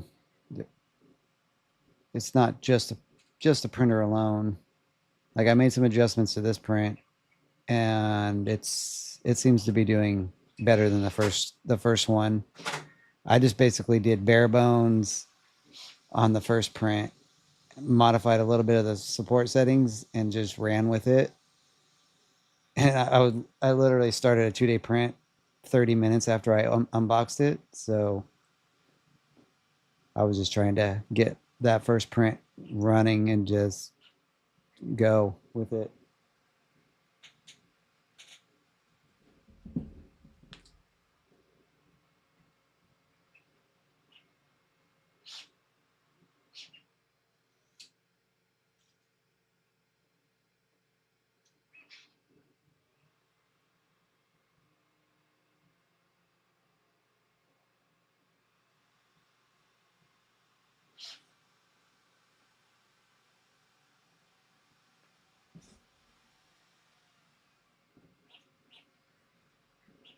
Yep.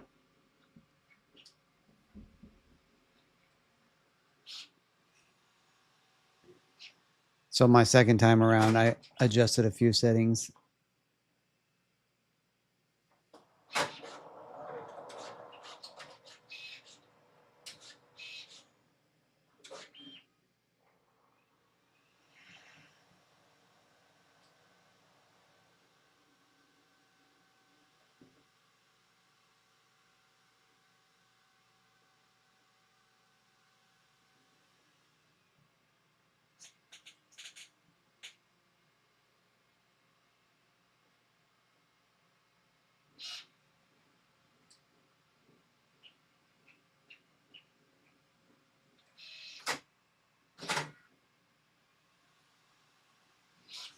What kind of prints do you do?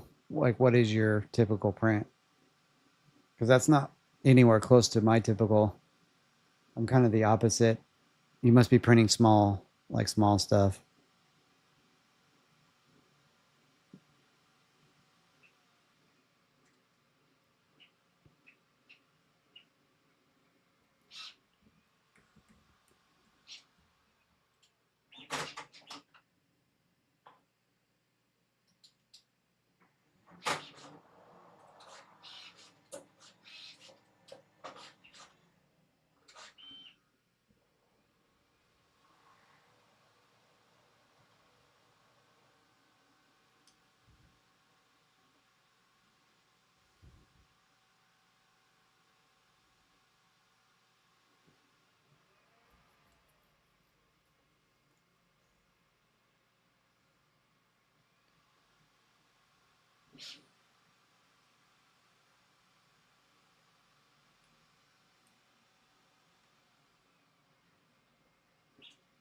Yeah. Okay. Yeah.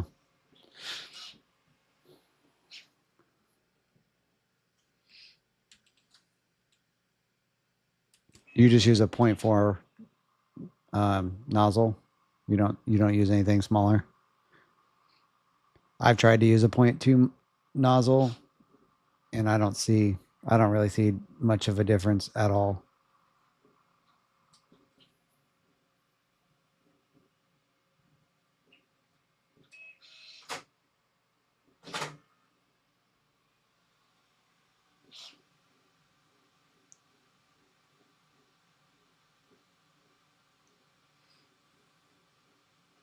I could see this machine with like I could see this machine being pretty cool for printing a bunch of like tabletop characters in color at like the lowest layer height setting, because now you can print like, I don't know, if they're only like maybe an inch and a half, 2 inches tall,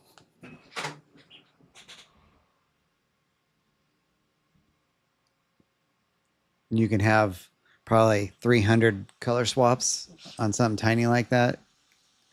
I mean, you could save quite a bit of money printing full color and selling stuff like that.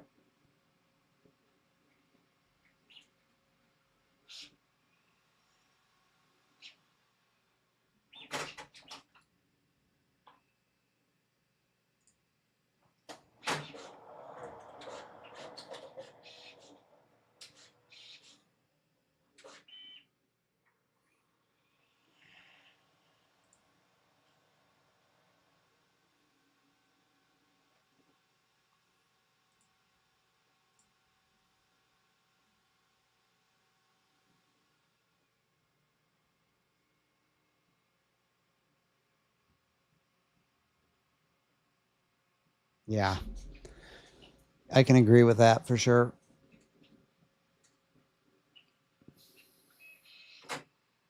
For this print, I would definitely stick with the point 0.2. You could go even lower, but it's very detailed.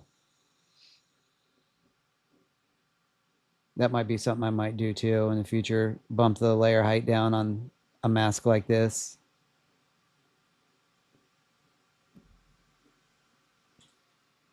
I mean, if you're like 2 inches away looking at it, you can see a little bit of the layer heights. But if like for me looking at it from here to it printing right now, pretty it looks pretty solid. And that's like 3 feet, 2.5 feet.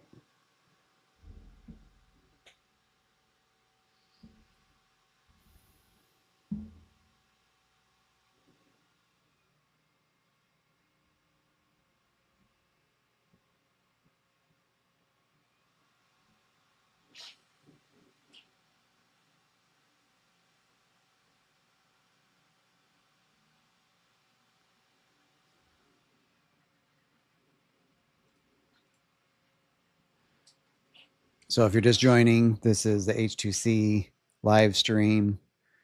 The printer was released yesterday. You can now purchase it in the US. It is available. There's a link in the description. It is an affiliate link to help support the channel.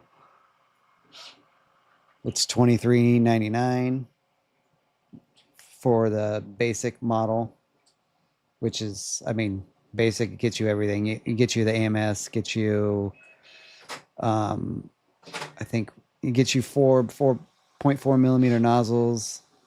You can upgrade and get more 0.4 millimeter nozzles if you want.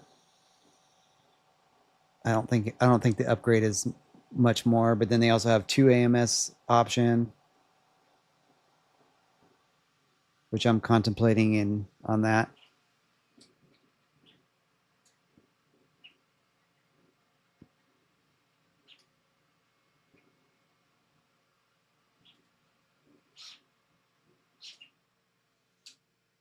Yep.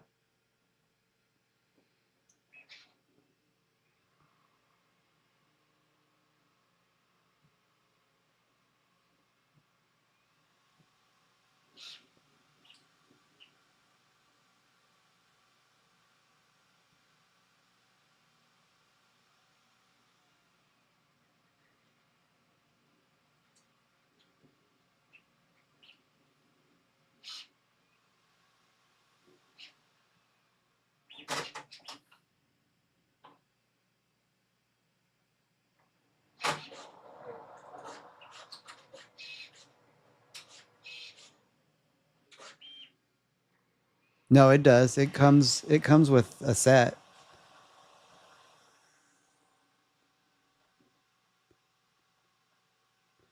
It comes with a set of Vortex nozzles. You get one's already installed on the right hand side, and then you get 3 additional 0.4s, and then you get 1 additional or 1.2 and 1.6.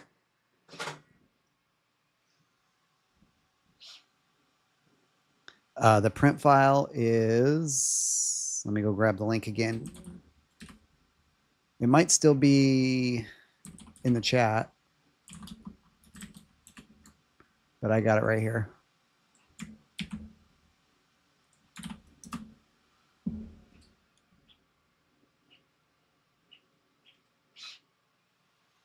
The only reason I would do the ultimate is if you plan to print with more colors.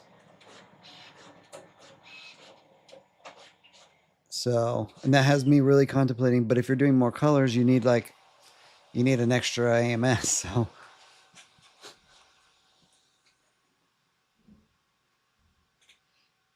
I might be stealing an AMS somewhere, and I don't really want to do that. How much our AMS is right now, actually?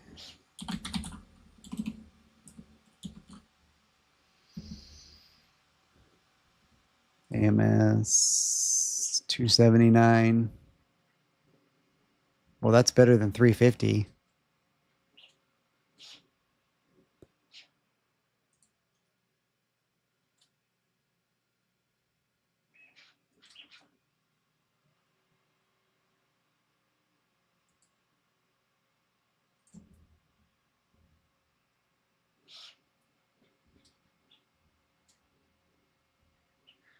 Faster, like as in print speed, or it depends on what you're talking about. If you're talking, if I was to print the same mask on my P2S, it would be twice as long. It would take 2 days, and it would have a massive amount of poop after you were done. 2,000, at least 2,000 pieces. But as far as print speed, they're basically the same. When you start when you start printing faster and faster and faster, you're more apt to get more issues with your prints, tiny layer shifts, and all kinds of little things. Would much rather slow the printer down and add an extra hour or two to whatever I'm printing and get a cleaner print than have it print faster. Because if you think, I mean, who sits here and watches your prints except for us right now? But you got a printer going in the garage, who cares? Let's let it go all day, and you slow it down, you're going to get higher quality.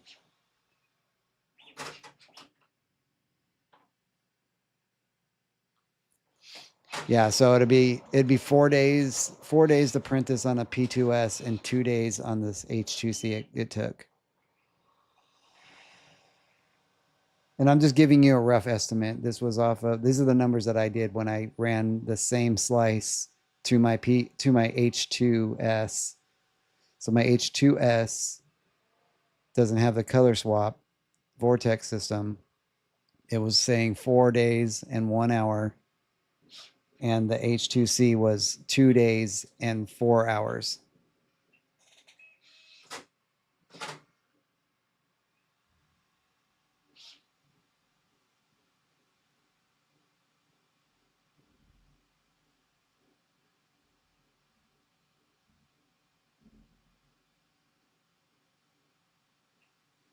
I Yes, I did add brim. Well, I added brim to my supports, but I do that every time. I don't. It doesn't matter what print I'm printing on or what printer I'm printing on. I have a rule. In If you watch any of my tutorials, I have a rule with my support brims, and I always use support. I always use support brim. What's called support brim expansion. So print this size. I think I set it to like 12, which is moderate. I mean, I've done super tall prints, and I freaking just put a 20 brim on it because that I would rather it not fail. But no, I have no bed adhesion problems. I did a print with no brim, which was the AMS flipper mod. If you know what that is, it's a bunch of parts that get printed across the entire bed, and it didn't have a single issue. So don't know why people are having issues with it, but I'm not. All right, Gecko. See ya.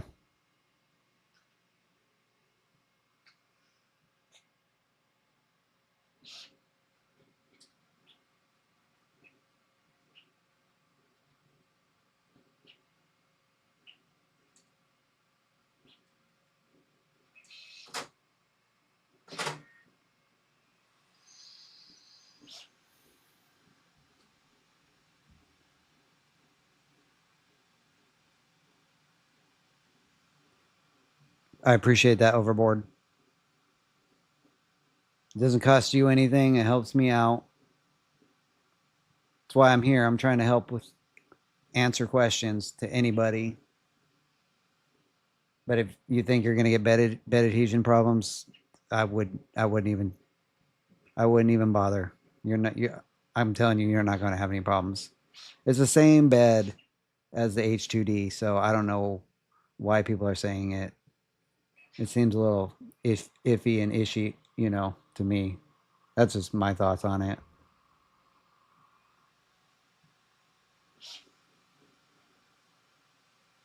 Just wait till tomorrow. I'll release a video. I have to wait for this print to finish to do it, but I have some ideas.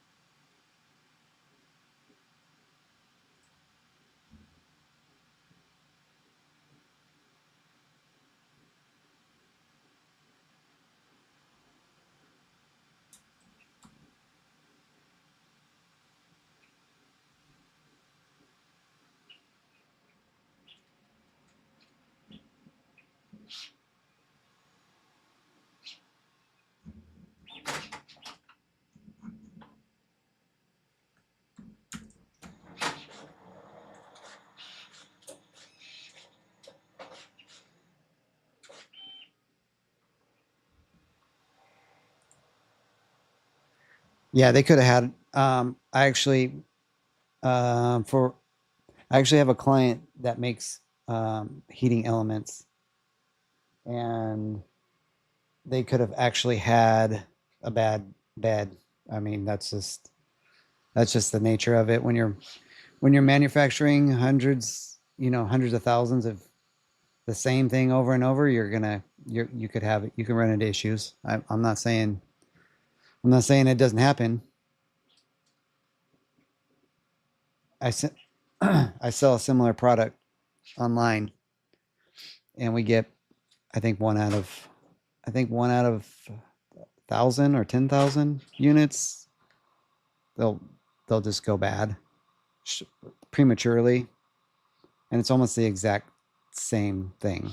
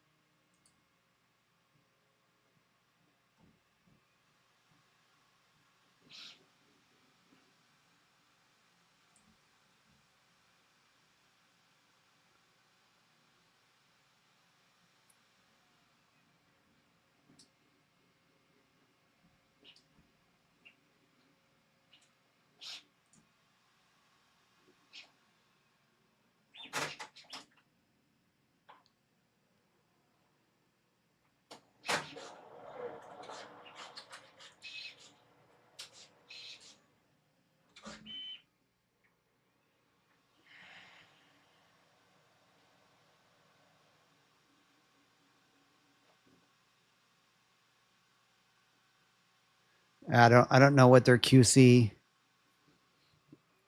issue or QC workflow or procedure is.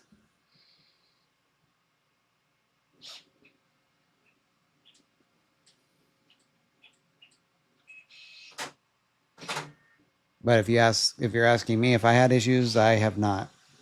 And that's the God honest truth right there.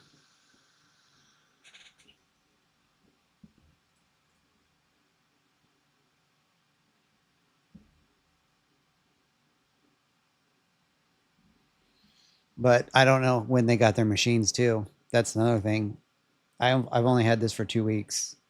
I think I received mine pretty late because I think a lot of these guys have had them for at least a month, maybe two.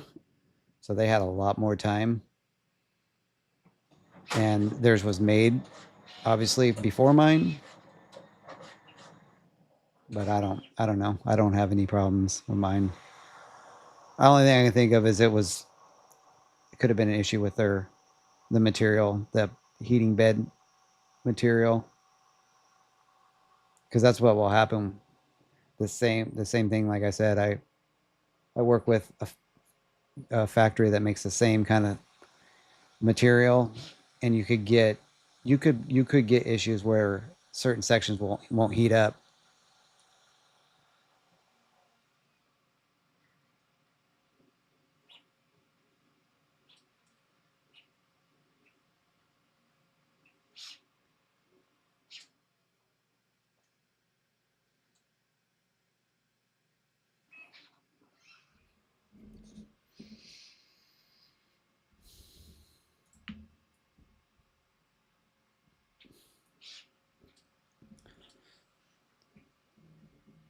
So anybody coming into the stream, this is an H2C Bambu released yesterday in Germany at Formnext. It prints without filament poop waste. Obviously, you can see there is a prime tower back there, but it's not going and purging uh, 2,000 times for this particular print. So there's no waste there.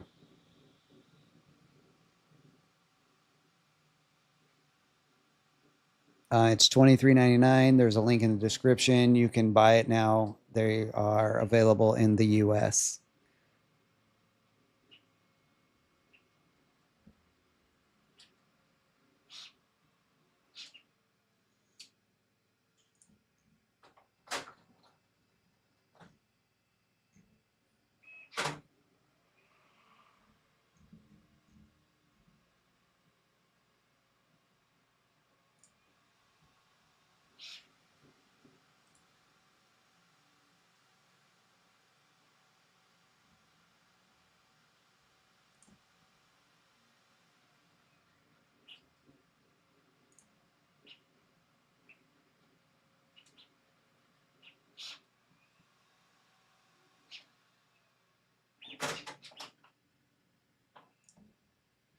If anybody has any questions, that's what I'm here. I'm just at my desk working on things, answering questions.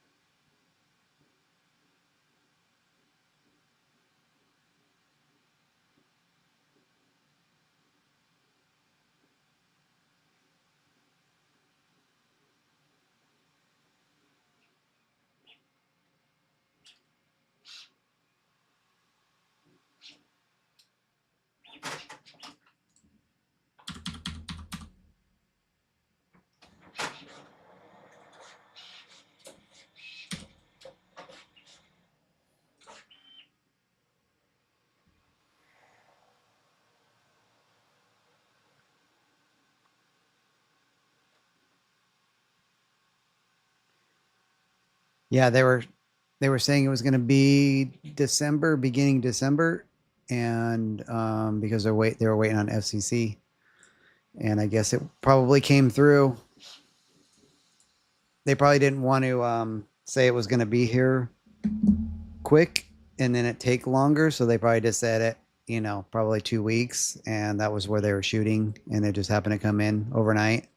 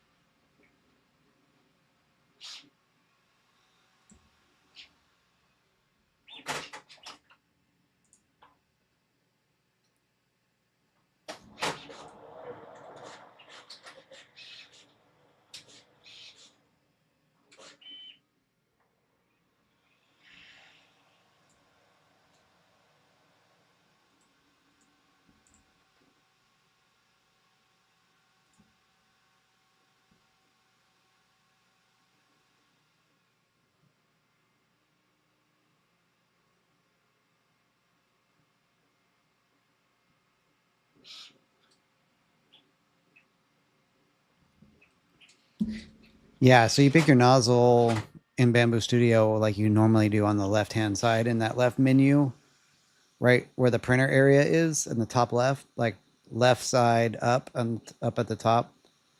So point four, you install the nozzles in there before you after you hit slice and you hit print. I did a video actually on this. So if you go to my channel, there's the custom painted witch. I go through this entire process to show you how this all works. But you just go slice the model, and when you hit print, you now have a new menu that shows up. It will show you um, the nozzles that you have available in the tool changer, and then it will tell you which color will be connected to which nozzle.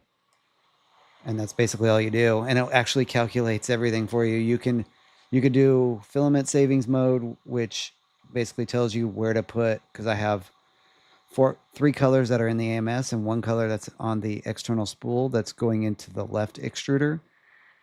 So that black is on the left hand side outside of the printer on the external spool. So you can do filament savings mode, and it will tell you where to put your filaments, like which ones it wants in the AMS and which one it wants um, on the um, on the left extruder, either on a separate AMS or on the spool. So you can go that route, or you can say convenience mode. You put your filaments wherever the heck you want, and it will calculate everything for you. So you get a little bit more savings if you use the savings mode. Obviously, convenience mode will allow you to first you got to map out where your colors are on the machine. You got to tell it that the black is on the external spool, and then it'll just go with what you have set up already. So it makes it easy. So you can pick both of those. And then there's a custom mode too. So there's three different options. When you hit print, it gives you an option to do those, to pick what you want to do, and maps it all out. Before you print, it says, red is going to be on nozzle 1, green is going to be on nozzle 3, and gray is going to be nozzle 4 or whatever.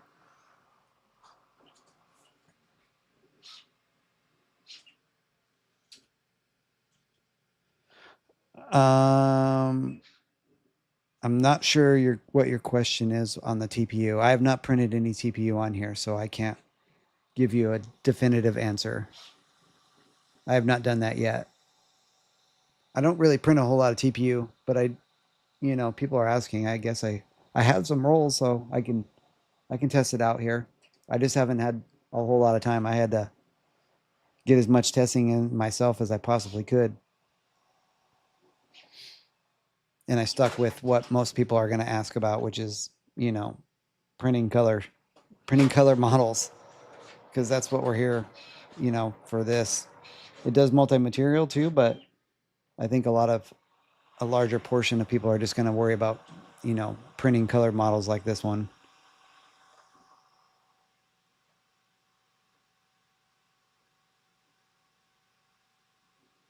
Yeah, so that would be definitely if you were going to print that kind of material to get the HT for sure. Yep, and you just run that. You basically run that into the left extruder.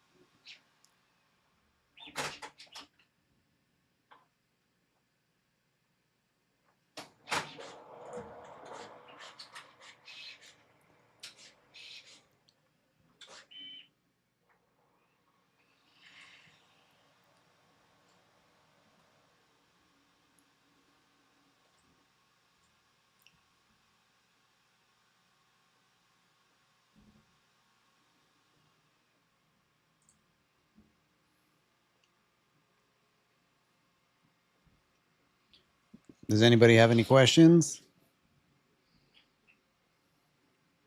It's not just a live stream of the printer. I'm actually here answering questions.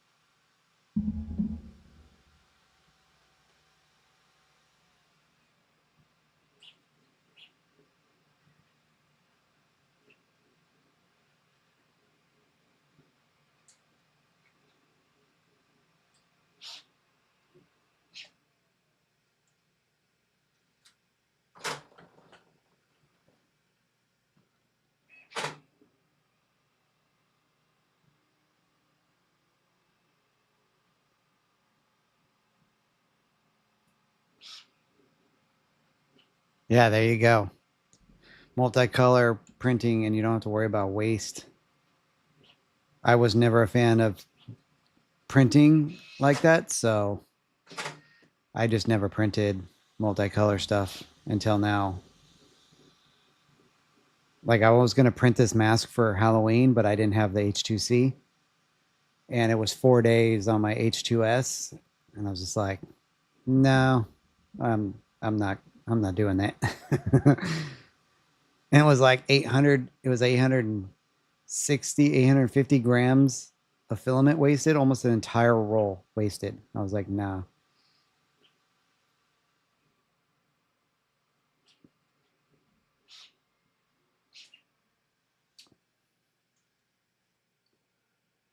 I think I'm actually going to close out this live stream.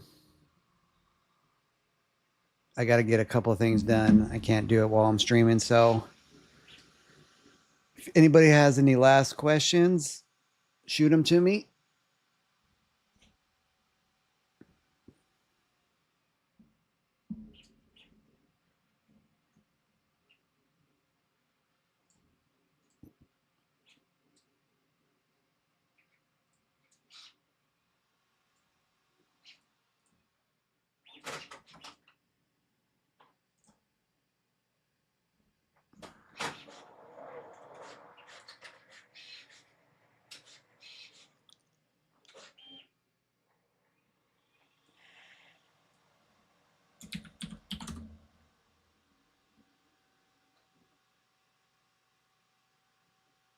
Yep, that's mostly what I use mine for. Same thing. I do very large prints.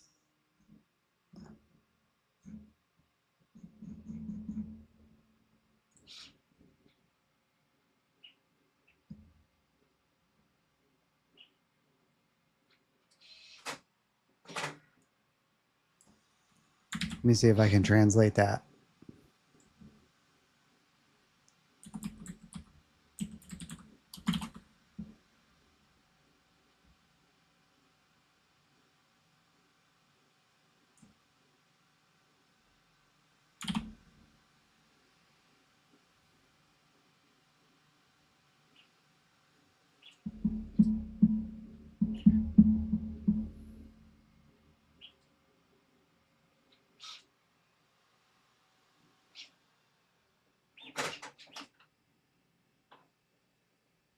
Um, an H2D would be, it depends. If you're not doing a bunch of different materials, then an H2D is fine.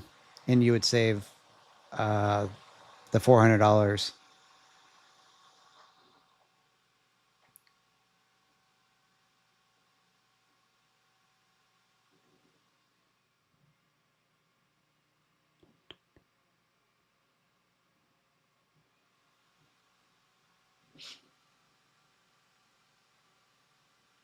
Yeah, and I don't have a ton of experience using TPU. I've printed, I've printed some wheels, like rubber wheels with it. I printed some gaskets, but that's, I mean, that's kind of the extent of what I use TPU for.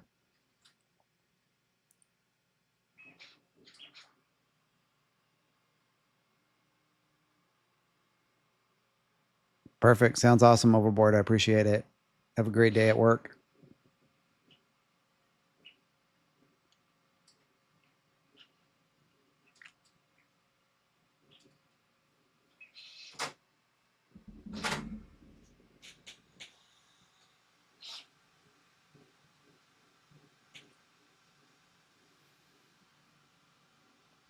No problem, buddy.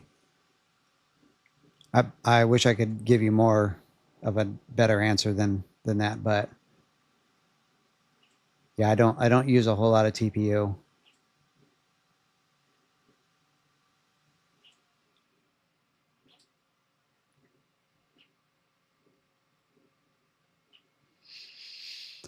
All right, guys. I am going to end this.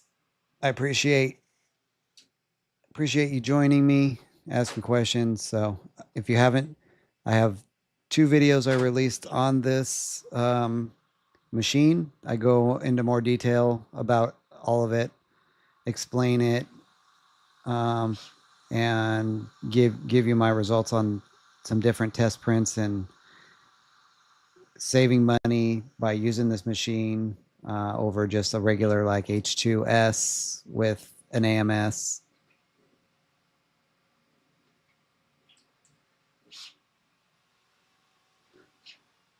But all right, guys, I will talk to you on my videos. Have a great night.